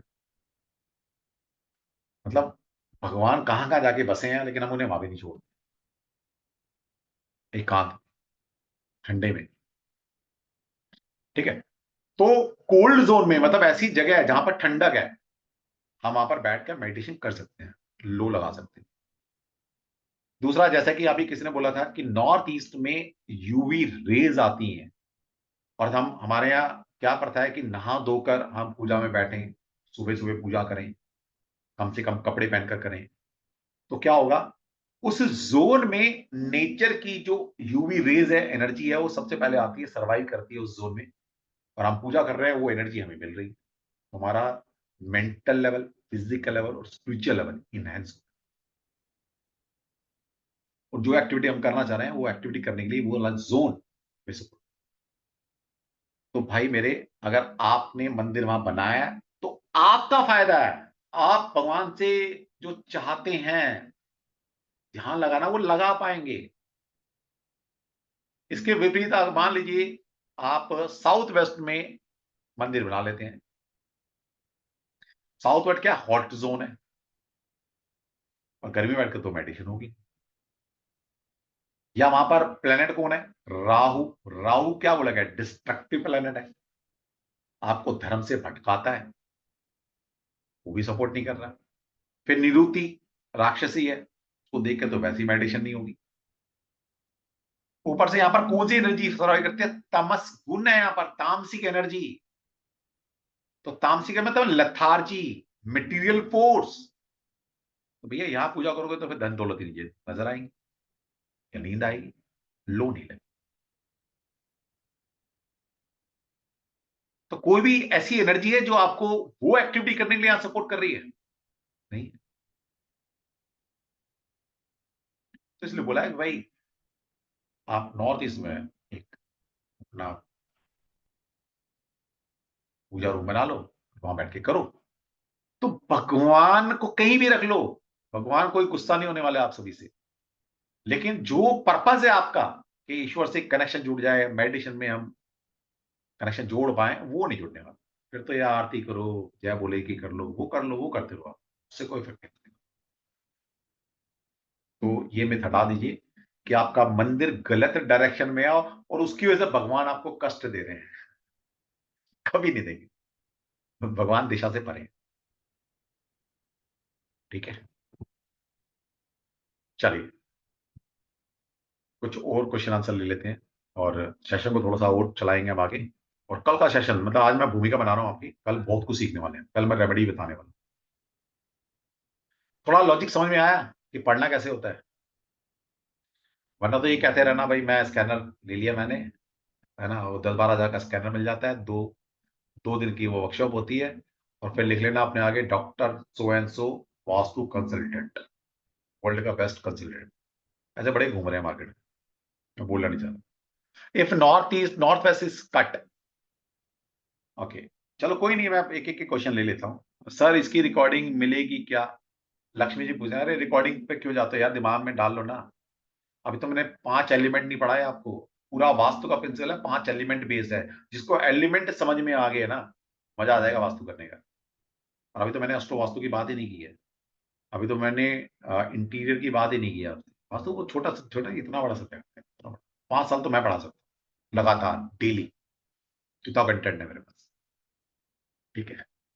चलिए सर, कल कहीं जाना है बस, जो जाएगा कहते ना, वो जो सोता है वो खोता है। हमारे तो बोला गया ना कि सूर्य के बाद उठोगे तो सूर्य आपकी एनर्जी चूस लेगा, सूर्य से पहले उठोगे तो आप सूर्य की एनर्जी को चूस। तो चॉइस आपकी है, करना क्या है। और कुछ पाने के लिए कुछ खोना पड़ता है, ठीक है। हो सकता है मैं रिकॉर्डिंग ना डालूं कल की, आज की तो डाल दूंगा, कल का नहीं डालूंगा, परसों की फिर डाल दूंगा, क्योंकि कल मोस्ट इंपॉर्टेंट चीज होने वाली है। आपको लाइव मेरे साथ, मैं भी तो टाइम दे रहा हूँ ना, वरना मेरे पास ढेरों वेबिनार हैं, ढेरों क्लास की रिकॉर्डिंग है, डाल दूंगा। मेरे पास तो इतना डाटा है, मैं डिस्ट्रॉय करना पड़ता है, मतलब पता नहीं कितना 1000 GB डाटा है मेरे पास, मैं तो डिस्ट्रॉय करना पड़ता है, कहाँ रखूँ इतने डाटा को, है ना। अब बोलोगे सर हमें दे दिया करो, हमें दे दिया करो। लाइव सीखो यार। चलो, किसी के क्वेश्चन है प्लीज शॉर्ट में पूछना, और मैं चाहता हूं कि आज सबके आंसर दे दूं। कल हम एक तो महावास्तु की रेमेडी बताने वाला हूं मैं आपको, थोड़ा सा फेंगशी बताऊंगा आपको, और कुछ जो मैंने बताया था आज कि क्यों square plot is the best, क्यों रेक्टेंगुलर में 1:2 की रेशो बोली गई है, तो ये सब चीजें हम कल करने वाले हैं। आज मैंने भूमिका बना दी आपकी, और थोड़ा सा आज मैं थका भी हुआ हूँ, सुबह से निकला हूँ कहीं पर, वास्तु विजिट थी मेरी, तो सुबह से निकला हूँ आज, आगे पढ़ाया भी, अब आपके साथ बैठा। हाँ रीचा बोलो, शॉर्ट में पूछते रहो, मैं एक एक आंसर देता रहा हूँ। South east is cut, okay, किसने पूछा है कि south east is cut? Richa आपका भी क्वेश्चन देता हूँ, आप अनम्यूट कर लो अपने आप को विषय। देखिए सिंपल लॉजिक क्या मैंने बताया आपको कि साउथ ईस्ट आपका कट हो गया, साउथ ईस्ट बोला नॉर्थ ईस्ट, साउथ ईस्ट की तरफ, चलो साउथ ईस्ट मान लेते हैं। साउथ ईस्ट में कौन सा प्लैनेट रूल करता है? वीनस। वीनस क्या है? वीनस क्या है? वीनस आपके घर की सारी लग्जरी, वीनस आपके घर की इनकम है। अच्छा, वहां पर देवता कौन सा रूल करता है? अग्नि देवता, है ना, फायर एलिमेंट। आपके घर की फायर क्या होती है पता है? घर की अग्नि क्या है? अब चूल्हे वाली अग्नि तो सबको पता है। घर किससे चलता है? अच्छा देखो, मियाँ बीवी में जितना मर्जी प्यार हो, हाँ, भाई मर मर जाएंगे दूसरे के लिए, है ना, वो एक दूसरे के लिए चांद तारे तोड़ के ला देते हैं। जब शादी नहीं होती है ना, चांद तारे तोड़ रहे होते हैं, तो शादी हो जाती है बच्चों की, फिर वो एक्चुअल उस पे आते हैं। फिर जितना मर्जी प्यार हो बीवी का अपने पति से, भाई जज करना ना कितना प्यार करती है बीवी, तो 2-3 महीने ना उसको कोई वो मत देना, पैसा मत देना घर चलाने के, फिर पता लग जाएगा कितना प्यार है। तो घर किससे चलता है? पैसे से। पैसा क्या है? जैसे आपकी सर्वाइवेंस कब तक है, आपकी एग्जिस्टेंस कैसे पता लगेगी मुझे कि आप जिंदा हो? हमारे अंदर एक फायर है ना, आत्मा रूपी अग्नि या जठराग्नि, जब तक वो खाना पचा रही है ना, खाने में न्यूट्रिशन जो हमारी बॉडी में जा रहे हैं सारे, कौन कर रहा है? जो अग्नि तत्व है, फायर है या आत्मा रूपी अग्नि। जब तक वो है हमारी सर्वाइवेंस है, हम जिंदा हैं। भाई घर कब तक जिंदा है? जब तक घर के अंदर अग्नि है। और घर के अंदर अग्नि क्या होती है? पैसा। जब तक घर के अंदर पैसा आ रहा है घर जिंदा है। जिस दिन पैसा ना बंद हो गया तो भाई घर खत्म। तो घर के अंदर जो इनकमिंग होती है पैसे की, दैट इज फायर। और वो कहां मिलती है हमें? South east zone. तो साउथ ईस्ट जोन में किसी भी तरह का वॉयलेशन अगर आपने किया है तो आपकी डेली इनकम या मनी फ्लो स्टक कर जाएगा। समझ में आ गया लॉजिक? किसी ने पूछा था, मैंने बता। अब बात कर लेते हैं नॉर्थ वेस्ट की। किसी ने बोला सर नॉर्थ वेस्ट कटा हो तो क्या होगा? North east direction is cut, बताता हूं, वो भी बता। सारा ज्ञान आज ही लोगे? कोई बात नहीं, ले लो यार, मैं तो भरा पड़ा हूं। मैं तो बहुत टाइम से मैंने निकाला नहीं है वास्तु वाला ज्ञान। काफी टाइम हो गया वास्तु ना पढ़ाई, 3-4 महीने हो गए। नॉर्थ वेस्ट अभी वो और भी बड़ी सारी चीजें हैं, तो मैं एक एक दो दो चीज बता रहा हूँ जितना आपको पता है, या मैंने आज जो बताया आपको प्लेनेट और देव, बाकी तो बहुत सारी चीजें हैं बताने की। लेकिन आपको जितना पता है उसके हिसाब से मैं आंसर दे रहा हूँ, इतना ही नहीं है, और बड़ी सारी रीजन। नॉर्थ वेस्ट में प्लैनेट कौन है? चंद्रमा। और देवता कौन सा है? कौन है? वायु देवता। अच्छा, वायु देवता की मेन कैरेक्टरिस्टिक क्या है? वायु क्या? चलायमान है। वायु को कोई कंट्रोल कर सकता है कि हवा को मैंने कैद कर लिया? राहुल गांधी को छोड़ के वो कुछ भी कर सकता है भाई। उसके बाद तो मैं भी मिलने में जाने वाला हूँ, मिलता नहीं है वो, इधर मिलेगा तो पूछूंगा यार, वो मशीन दे दे बस। एक और बाबा आए हैं हमारे मार्केट में, वो राहुल गांधी के भी बाप है। मतलब राहुल गांधी ने बोला था यहां से आलू डालो वहां से सोना निकलेगा। अच्छा, एक बाबा मार्केट में और आए हैं, वो कह रहे हैं कि गाय को आलू खिला दो, है ना, भाई कर्जे सारे माफ। ये भगवान। तो एक बंदी ने बड़ा अच्छा वीडियो बनाया उसके ऊपर, उसी को टैग, पता नहीं क्या क्या करते हैं, वो टैग कर लेते हैं या मीम बना देते हैं, जो भी है। उसने नीचे बनाया कि हाय राम, ये तो मुझे आज पता लगा, मेरा लकी नंबर 6 है।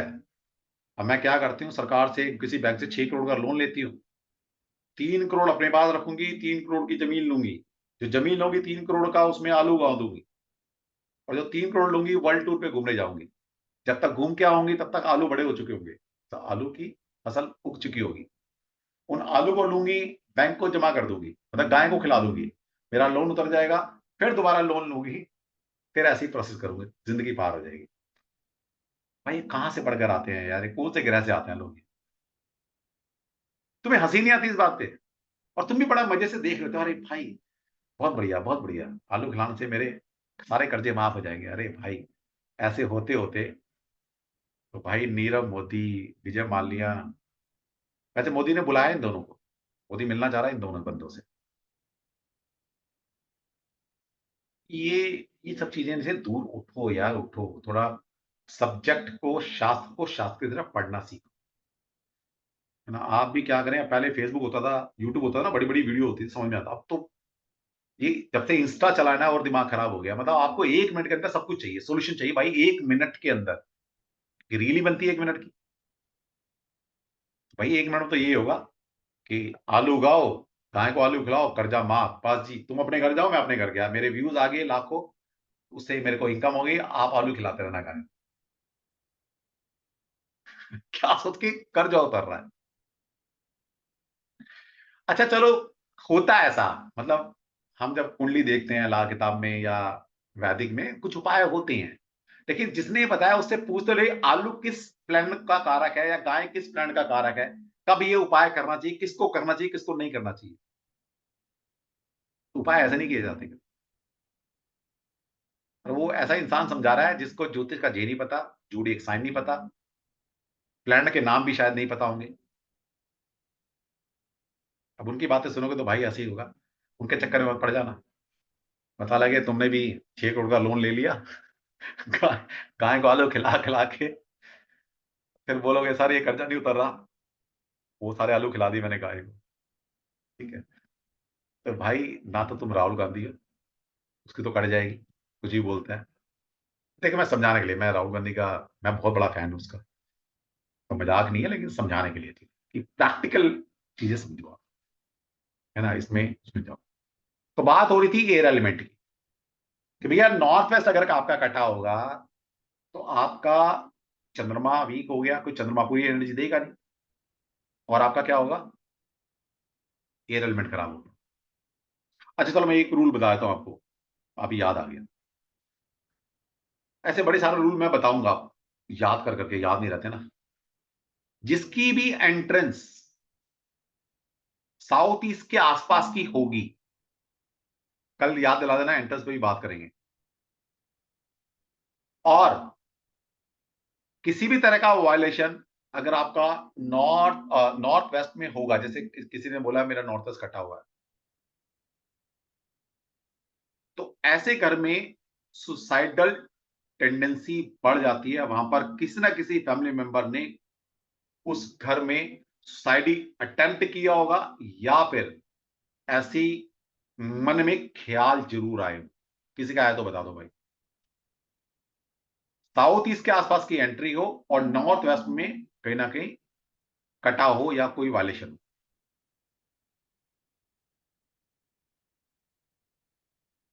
अभी याद आ गई क्योंकि नॉर्थ वेस्ट की बात हो रही, होता है। ठीक है, तो यहां पर हम बात कर रहे थे, नॉर्थ वेस्ट अगर कटा हुआ है तो नॉर्थ वेस्ट में एयर एलिमेंट है। एयर एलिमेंट की मेन कैरेक्टरिस्टिक क्या है, बोलोगे सर अच्छा अच्छा हवा देता है, अच्छा लगता है।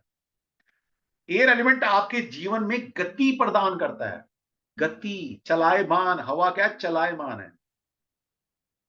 तो अगर वो कट हो गया तो क्या हो गया, लाइफ स्टक हो गई, लाइफ में मूवमेंट रुक जाएगी।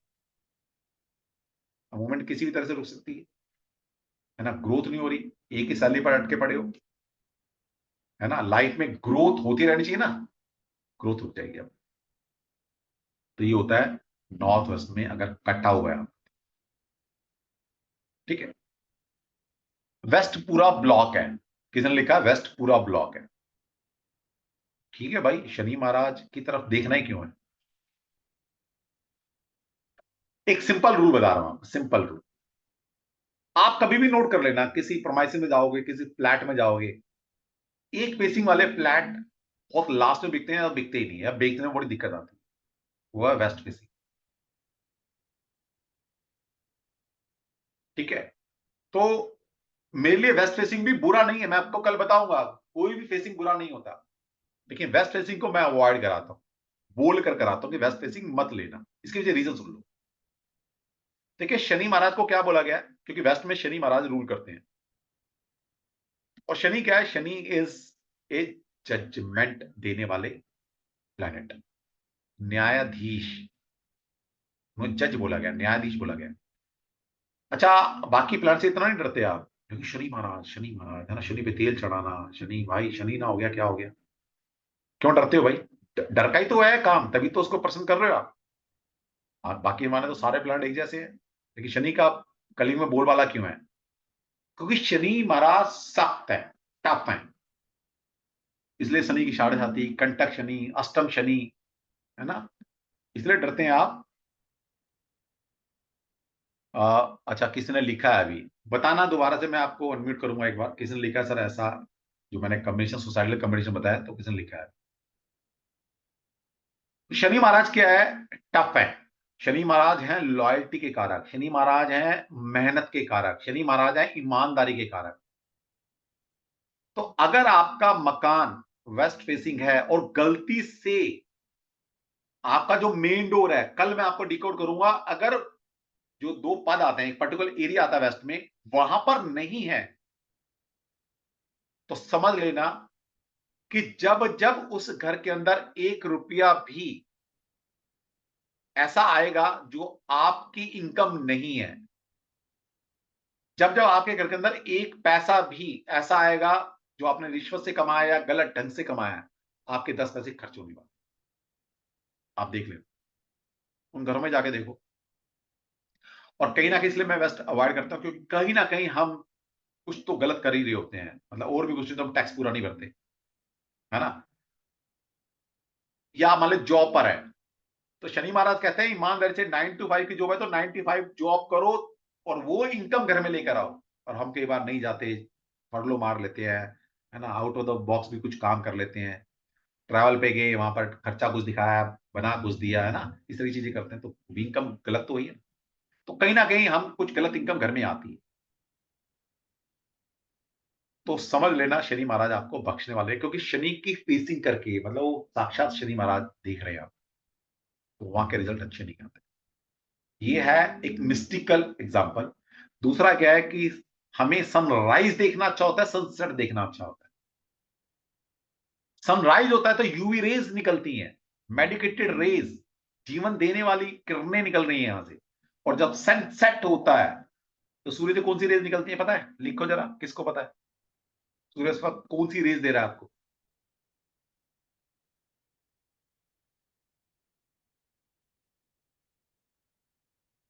लिख दो भाई।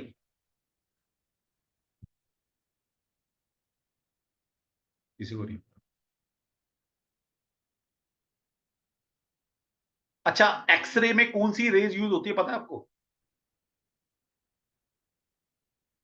एक्सरे के बाहर लिखा होता ना कि भाई अंदर एक्सरे हो रहा है, कोई जाना नहीं, और रेड लाइट जला देते हैं वहां। उस कौन सी किरणें होती है जो एक्सरे करती है? लिख दो यार, कोई तो लिखो। किसी को नहीं पता, हद है यार। मैंने वास्तु में बड़े पीछे हो आप, बहुत पीछे हो। इंफ्रारेड रेज,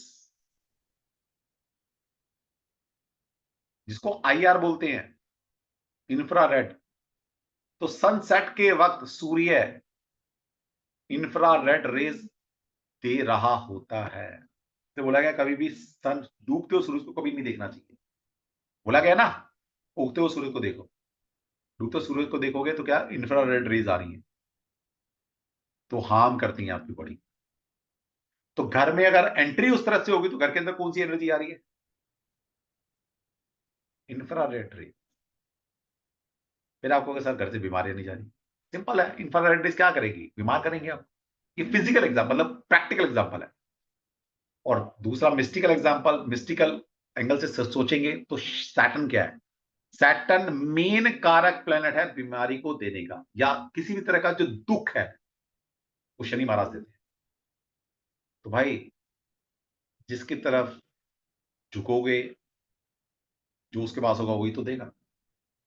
शनि क्या मेहनत कराते हैं, शनि फूक पीट के आपको, है ना, खरा सोना बनाएंगे। अब खरा सोना बनने के लिए कितने लोग तैयार हैं? परीक्षा देने के लिए शनि महाराज की कितने लोग तैयार हैं? कोई नहीं एंडेस करेगा, इक्का दुक्का छोड़। हाँ, इक्का दुक्का मैंने बोल दिया बेटा, एक दो ने लिखा सर आई, तो इक्का दुक्का ही तो है। अभी 200 लोग हैं वेबिनार में, ठीक है।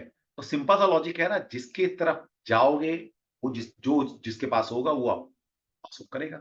अब मेरे पास आए हो, मैं पास तो सिखा रहा हूँ, मुझे आता है तो मैं दे रहा हूँ, आप ग्रहण कर रहे हो। अब मुझे कोई मेडिकल साइंस तो आती नहीं, अगर वो मेरे पास बैठोगे तो मैं दे ही नहीं सकता आपको, मुझे आता नहीं। मेरे पास जो ज्ञान है वही तो दे रहा हूँ। तो शनि महाराज की तरफ फेस करोगे, घर आपका शनि महाराज की तरफ फेस करेगा, तो शनि की जो कैरेक्टरिस्टिक है वही तो उस घर में आएंगी। लॉजिक है नहीं है भैया, वास्तु सीखो लॉजिक से। और अगर आपको 2 घंटे वाला वास्तु सीखना है तो मैं वो भी सिखा दूंगा आपको, स्कैनर ले आना, 2 घंटे में आपको वास्तु एक्सपर्ट बना दूंगा, फिर घूमते रहना, हाँ मैं वास्तु एक्सपर्ट, मेरे पास स्कैनर है, मेरे पास ये मशीन है। ठीक है, चलिए। हाँ ऋचा जी बताइए, अभी कुछ क्वेश्चन आंसर बोल लेते हैं फिर। ऋचा बोलो। राधे राधे। ऋचा जी आपकी आवाज बहुत कम आ रही है मुझे, प्लीज। सर जो मेरा जो किचन है वो साउथ ईस्ट में है ना। हेलो। आपकी आवाज बहुत कम आ रही है मैम। आप चैट बॉक्स में लिख दो, मुझे चैट बॉक्स में लिख दो, मैं आंसर दे देता हूँ। ठीक है, अभी किसी ने लिखा है, अभी हम बात करेंगे, अभी हम NNE है ना, उस पर नहीं जाएंगे यार, अभी चलेंगे तो बाकी बच्चों को समझ नहीं आएगा। ठीक है, अब थोड़ी सी बात वेट की कर लेते हैं। सर वेस्ट फेसिंग की रेमेडी क्या है? श्वेता ने पूछा है वेस्ट की रेमेडी क्या है। भैया एक ही रेमेडी है, कि सुधरना पड़ेगा, क्योंकि इकलौते ऐसे प्लेनेट हैं, शनि महाराज ऐसे देवता हैं, ऐसी एनर्जी हैं जो मक्खन लगाने से भी नहीं पिघलते। इसलिए ना शनि महाराज पर जितना मर्जी तेल चढ़ा लो, जितना मर्जी चढ़ा लो, कोई फर्क नहीं पड़ने वाला, जब तक आप अपने कर्मों को ठीक नहीं करोगे। वो आपके कर्म फलदाता है ना, इसलिए सब डरते हैं शनि से, कि भाई तेल लगा ले, कहते ना हम उसको कर रहे हैं, भाई तू शांत रहना। बाकी प्लैनेट पे तो नहीं इतना जोर होता। अभी कभी सोचा मरकरी की मैं हेल्प कर लूं, मरकरी की जरा उसकी सेवा कराऊं, क्योंकि अगर मरकरी की सेवा कर ली तो बुद्धि अपना भी ठीक रहेगी। जब बुद्धि ठीक होगी तो अच्छे कर्म करोगे अपना। कर्म ठीक नहीं है, तो शनि महाराज पे दे तेल, दे तेल, दे तेल। वो तेल बेचारे बेचते रहते हैं, आप तेल पे तेल चढ़ाते रहते हो, वो तेल बिकता रहता है, शनि महाराज पर चढ़ता रहता है, तो यही चक्कर चल रहा है। तो सबसे पहले अपने कर्मों को ठीक करो, उसके बाद जाकर तेल चलाओ, देखो रिजल्ट ना आए तो मुझे बताना। कर्म हम ठीक करने नहीं, शनि महाराज पे उम्मीद कर रहे हैं कि वो आपको कर्म के फल ना दे आपके बुरे। ऐसा नहीं, मतलब आप उसको भी इंसान समझते हो कि थोड़ा सा मक्खन वक्खन लगाया, थोड़ी रिश्वत दी, और वो भी गलत काम करने लगे आपकी तरह, इंसानों की तरह। ठीक है, तो ये था। अभी किसने लिखा था प्लीज, वो जो मैंने योग बताया था अभी आपको, और अभी ये तो कुछ भी नहीं है, जब मैं एस्ट्रो वास्तु पढ़ाऊंगा ना आपको, लास्ट डे पढ़ाऊंगा एस्ट्रो वास्तु, उसके जो रिजल्ट आएंगे, हाय हाय मजा आता है पढ़ के। ठीक है, तो आप लोग मेरा जो होली के बाद एक कोर्स लॉन्च करेंगे हम वास्तु का, और ये हमारा बहुत ही अच्छा कोर्स रहने वाला है। इस कोर्स में मैं पहली बार बहुत सारी चीजें ऐसी डिकोड करूंगा, पढ़ाऊंगा, जो मैंने आपसे पहले नहीं पढ़ा, है ना। यहाँ पर हम समुद्र मंथन की भी बात करेंगे, समुद्र मंथन से क्या निकला है, उन उन चीजों से कैसे हम वास्तु के उपाय कर सकते हैं। बहुत बड़ा सब्जेक्ट है वास्तु, बहुत बड़ा। तो मेरी शॉप नियर, अच्छा निम्नोलॉजी कब स्टार्ट होगी? निम्नोलॉजी आप पढ़ते रहिए, शायद मैं कल क्लास लूंगा और आपको सुबह ही इन्फॉर्म कर दूंगा। 8 क्लास में डाल चुका हूँ वैदिक की, उसको पढ़कर आना। NW की रेमेडी सर, NW की रेमेडी, NW की शिल्पा जैन जी बोल रही है, NW की रेमेडी दे दी। अब देखिए रेमेडी कभी भी ऐसे नहीं दी जा सकती जब तक मैं पूरे चार्ट को ना देख लूं, या आप सिम्टम बताइए कि क्या प्रॉब्लम आ रही है।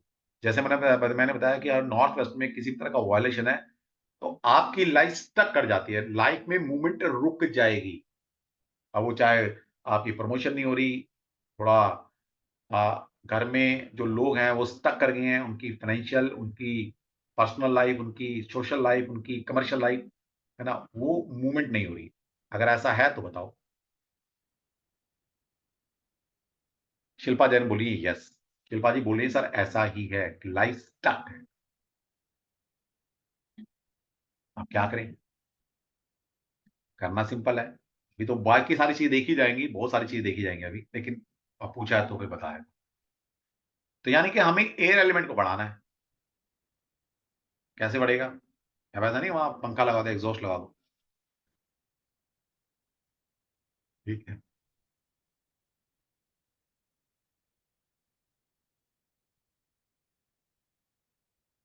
हनुमान जी को क्या बोला गया? पवन पुत्र हनुमान जी बोला गया ना, पवन पुत्र। तो मान लीजिए पवन हवा है, वो हमें कुछ दुख तकलीफ दे रहा है, तो कभी क्या होता है, हम बच्चों को अगर ले आते हैं अपने घर में, है ना, तो जैसे होता है ना, किसी पेरेंट को खुश करना, उसको बच्चे को खिलाना शुरू कर देते हैं हम, तो पेरेंट खुश हो जाते हैं ना। तो भाई सिंपल सी रेमेडी है, नॉर्थ वेस्ट में एक हनुमान जी का सिंबल लगा लो, नॉट मूर्ति, सिंबल, इतना ही कर लो। और वहां पर, है ना, कुछ टाइम के लिए सुबह और शाम हनुमान जी की स्तुति करना शुरू करो। इतना भी करेंगे, जो एयर एलिमेंट की वजह से जो दिक्कतें आ रही हैं, है ना, स्पिरिचुअल फॉर्म में, वो दूर हो जाएंगी। इसके प्रैक्टिकल बहुत सारी चीजें हैं, वो फिर मैं आपको कोर्स बताऊं। इतना भी कर लेंगे तो एक, कहते हैं ना, आपको गति मिल जाएगी। वास्तु मुश्किल है क्या ज्यादा, कभी समझ आता है, कभी कंफ्यूजिंग। साक्षी जी बोल रही है। देखिए, आपको मैं तो एक ही बात बोलता हूं कि कोई भी सब्जेक्ट टफ तब रहता है जब आपको गुरु अच्छा नहीं मिलता। हाँ, हम ना चैलेंज से पढ़ाते हैं, चैलेंज देकर पढ़ाते हैं कि आप ना भी चाहेंगे तब भी सिखा देंगे।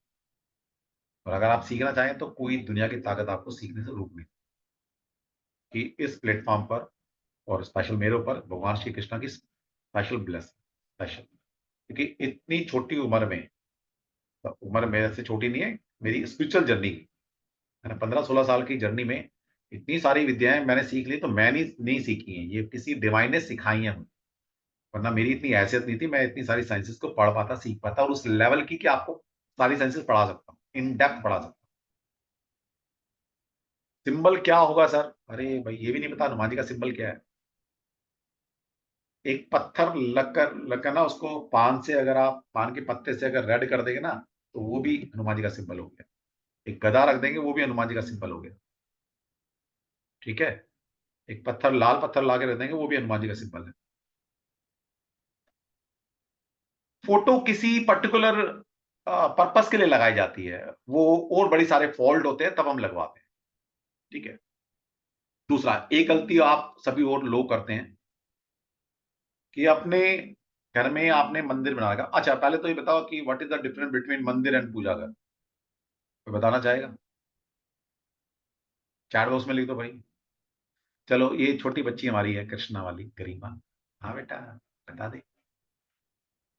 ये एक दिन बहुत बड़ी स्पिरिचुअल हीलर बनेगी, इसको तो गोद ले लिया हमने। बोलो गरिमा। जय श्री कृष्ण सर। जय श्री कृष्णा बच्चे। मंदिर में हम लोग मूर्तियां स्थित करते हैं, जैसे अगर आपको हनुमान जी की रखनी तो आपने हनुमान जी की रखी, अगर आपको शिव जी की रखनी तो आपने शिव जी की रखी। और पूजा करने जब हम लोग कोई मेडिटेशन करते हैं या कोई स्पिरिचुअल एक्टिविटी करते हैं, तो हम लोग वो पूजा घर में करते हैं। जैसे अगर आपने हवन कराया तो आपको पूजा घर में करना है। चलो ठीक है, मान लेते हैं कृष्णा जी कह रहे हैं, तो आज से ये भी रूल बन गया अभी, ये भी रूल बन गया, कृष्णा ने बोला है। ठीक है, नेक्स्ट बताए।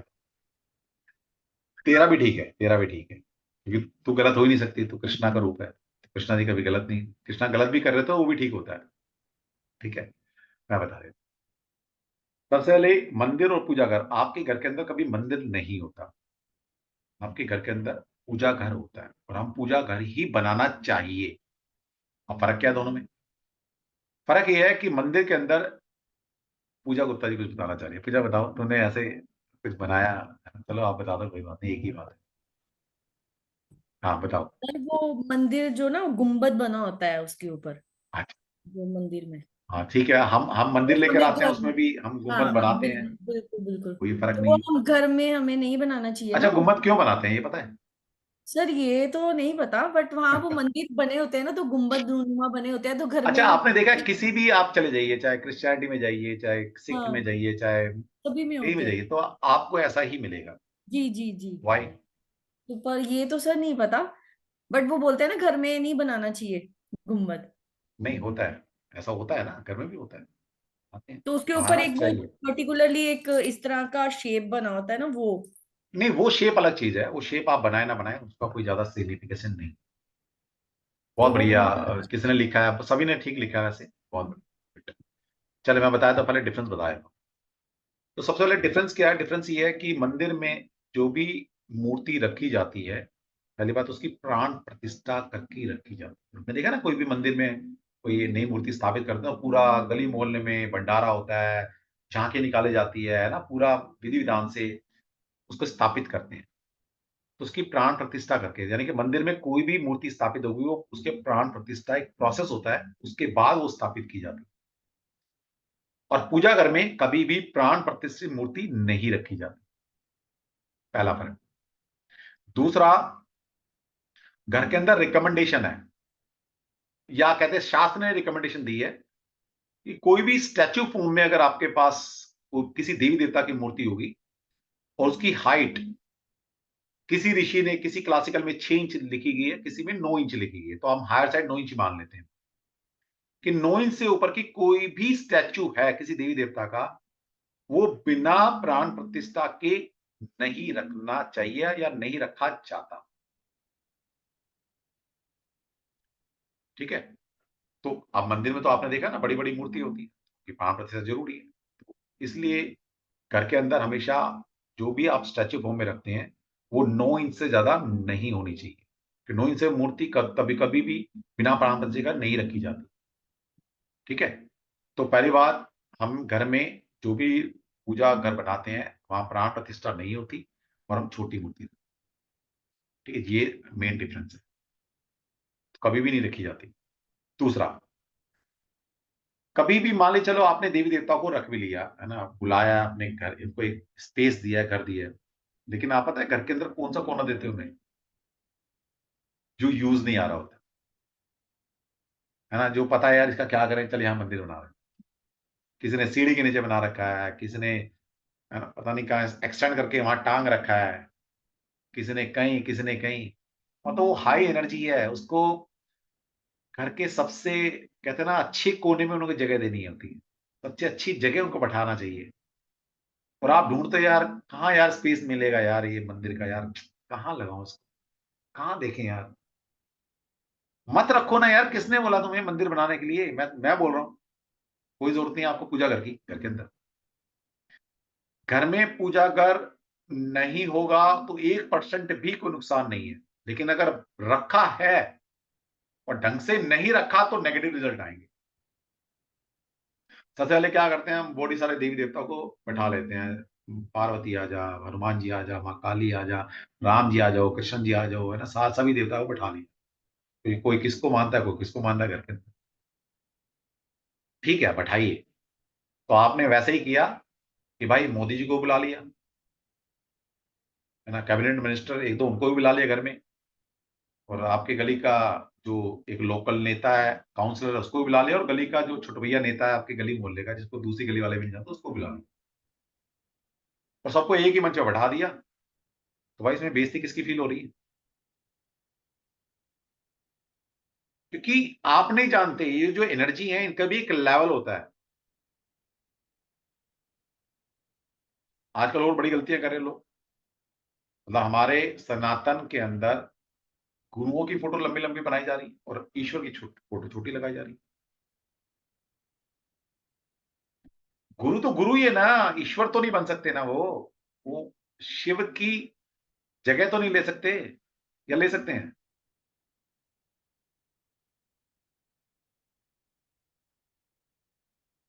तभी तो कलयुग है ये,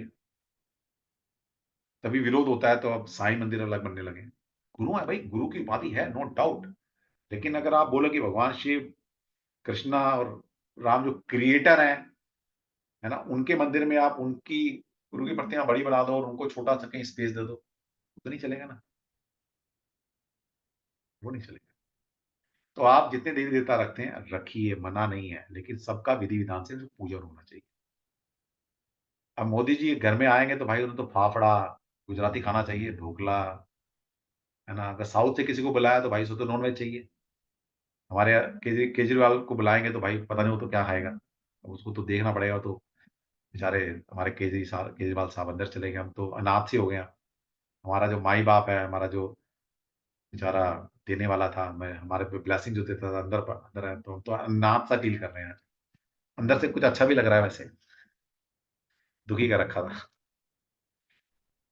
ठीक है, तो रखिए, मना नहीं है, लेकिन सबको विधि विधान से भोग लगाते हो क्या, उनकी आरती करते हो क्या, सबकी। अब ऐसा नहीं एक को पूछ लिया बाकी बेचारे देख रहे हैं, यार देखो इसको तो मिष्ठान होते, मुझे तो ये पसंद था, क्योंकि सभी देवी देवताओं की जो सामग्री है जो उनको पसंद है वो अलग अलग है, सबकी आरती अलग है, सबका अनुष्ठान करने का तरीका अलग है, तो वो कर रहे हैं तो ठीक है। वरना तो यार एक एनर्जी को बैठा लो ना, जब मांग रहे हैं तो वो सब कुछ दे देगा तुम।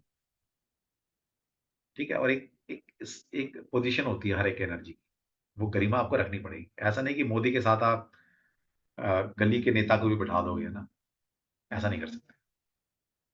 ठीक है, तो ये गलतियां भी हम करते हैं, इसको भी हमें सुधारना पड़ेगा। ठीक है, चलिए कोई क्वेश्चन है किसी का, एक आध क्वेश्चन लेते हैं, फिर कल लंबी क्लास करेंगे, कल जरा खा पी के बैठना। ओके, हाँ गरिमा बोल, क्या चाहिए तेरे को बेटा, समझ में आ गया एग्जैक्ट रीजन क्या है। आपके घर के अंदर दो जोन होते हैं, एक जोन है मेडिटेशन करने का, एक जोन है पूजा करने का।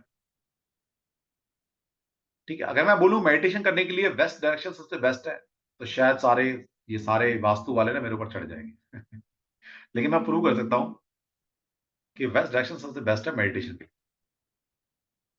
कल बताऊंगा, सोच के आना। सर ठीक एक है, चीज पूछना था, ये जो आपने बताया था टाइप्स ऑफ वास्तु, अभी जैसे इसमें तो बहुत सारे हैं, मतलब तो इसमें सब में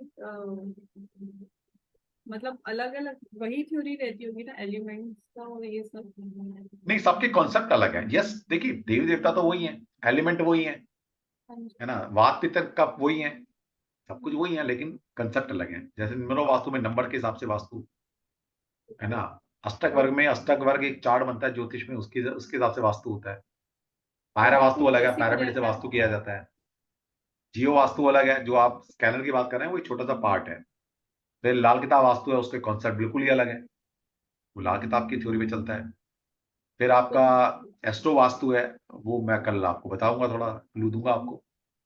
तो हमें बेसिक से मतलब ये किससे स्टार्ट करना चाहिए। ऑब्वियसली आप बेसिक से स्टार्ट करेंगे, है ना, बेसिक से स्टार्ट करेंगे। हमारा जो कोर्स है वो बेसिक से लेकर एडवांस तक ही है। अब एडवांस में सारी चीजें नहीं आएंगी, ये सारी अब आयुर्वेदा वास्तु है, जिस तरह आपके घर का वास्तु होता है ऐसी आपकी बॉडी का वास्तु है। घर में क्या चीज कहाँ रखनी चाहिए, है ना, हमारी बॉडी में तो है कब चीज क्या खानी चाहिए, हमारी प्रकृति क्या है। कभी सोचा आपके घर आपकी बॉडी का भी एक वास्तु है। अब भैया मेरे, अगर सर्दियों में भी वाटरमेलन खाओगे बीमार कौन पड़ेगा, तुम ही तो पड़ोगे, क्योंकि उस सीजन में वो फ्रूट ही नहीं आता और आप खाए जा रहे हो, तो नुकसान करता है वो, फायदा तो नहीं करेगा। ठीक है, तो सीजन के हिसाब से चलना होता है, आपकी प्रकृति क्या है उसके हिसाब से चलना होता है। ठीक है, चलिए, तो कल मिलें फिर। मंदिर में गणपति, यस, अब एक और बात आ गई गणपति की, ये भी सुन लो। सबसे पहले महाराष्ट्र में एक बहुत बड़ा फेस्टिवल मनाया जाता है, गणेश उत्सव। सुनिए, मनाती है बेटा गरिमा, क्या करते हो फिर उसमें। हम लोगों के गांव में आता है, हमारे जो नेबर्स है वो रखते हैं गणपति, हम लोगों के गांव में आता है। क्या तो बोल रही वहाँ है, पे सुनिए, मैं सुन नहीं रहा मेरे को। सर हमारे यहाँ पे मतलब अलग अलग नहीं करते, सबका गांव में एक ही गणपति रखते हैं। हाँ रखते हैं ना, मतलब आप करते हाँ क्या हो, जी। गणपति में गणपति को लाते हो, पूजा पाठ करते हाँ हो, और जी, फिर क्या उनकी कर देते हो, पूजा करते सब बाद में विसर्जित कर देते हो, विसर्जन करते हैं। विसर्जित कर देते हो। उनके यहाँ साइड से में समझ में उनकी आया, मम्मी भी रखते हैं, समझ में आया उनकी क्यों मम्मी भी विसर्जित करते रखती हैं। है सर। तो कभी भी गणपति को अकेले नहीं रखा जाता, वो कभी भी स्थान अकेले नहीं दिया जाता। अकेले कब बैठाते हैं हम, पता है ना, गणपति जी जब मनाते हैं, हम स्थापित करते हैं, पूजा पाठ करते हैं और कहते हैं भैया अगले साल आना, आप विदाई दीजिए, जाइए, उसी टाइम गणपति को अकेले बैठाया जाता है, स्थापित किया जाता है। तो Ganpati is a destructive energy.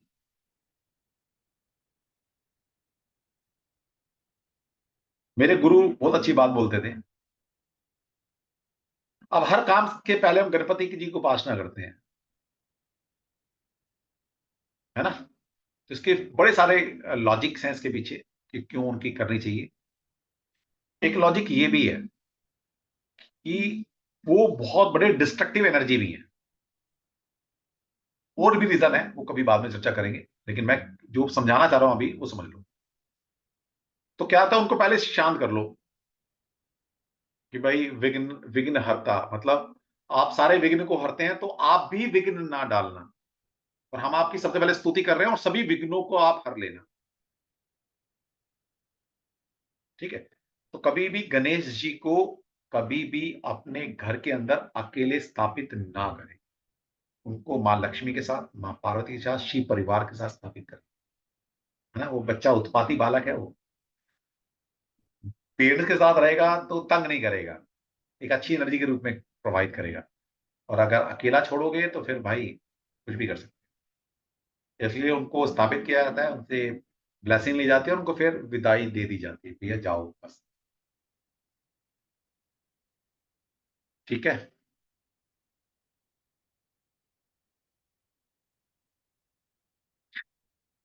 चलिए कल बताएंगे, नहीं तो कल बताएंगे कोई बात। चलिए, उम्मीद करता हूं कि आज थोड़ा सा आपका सेशन बना होगा, आपको थोड़ा मजा आया होगा। कल एग्जैक्ट टॉपिक पर बात करेंगे, और कल बहुत सारे रेमेडी मैं आपको दूंगा। कल हम महावास्तु की रेमेडी भी सीखेंगे। कल का सेशन थोड़ा लंबा होगा, तो थोड़ा खा पी के बैठना, ठीक है। चलिए, ऑल द बेस्ट सभी। अगर आपका सेशन आज का अच्छा लगा तो जोर से एक बार जय श्री कृष्णा का नारा लगा दीजिए। आज का एनर्जी देखिए, एनर्जी एक्सचेंज बहुत जरूरी है, जो नहीं देगा पाप लगेगा। जय श्री कृष्ण जय श्री कृष्ण, जय श्री कृष्ण, जय श्री कृष्ण, राधे राधे। जय श्री कृष्ण जी, राधे राधे। कृष्ण, जय श्री कृष्ण, जय श्री कृष्ण, श्री कृष्ण सर। जय श्री कृष्ण, जय श्री कृष्ण, जय श्री कृष्ण। कृष्ण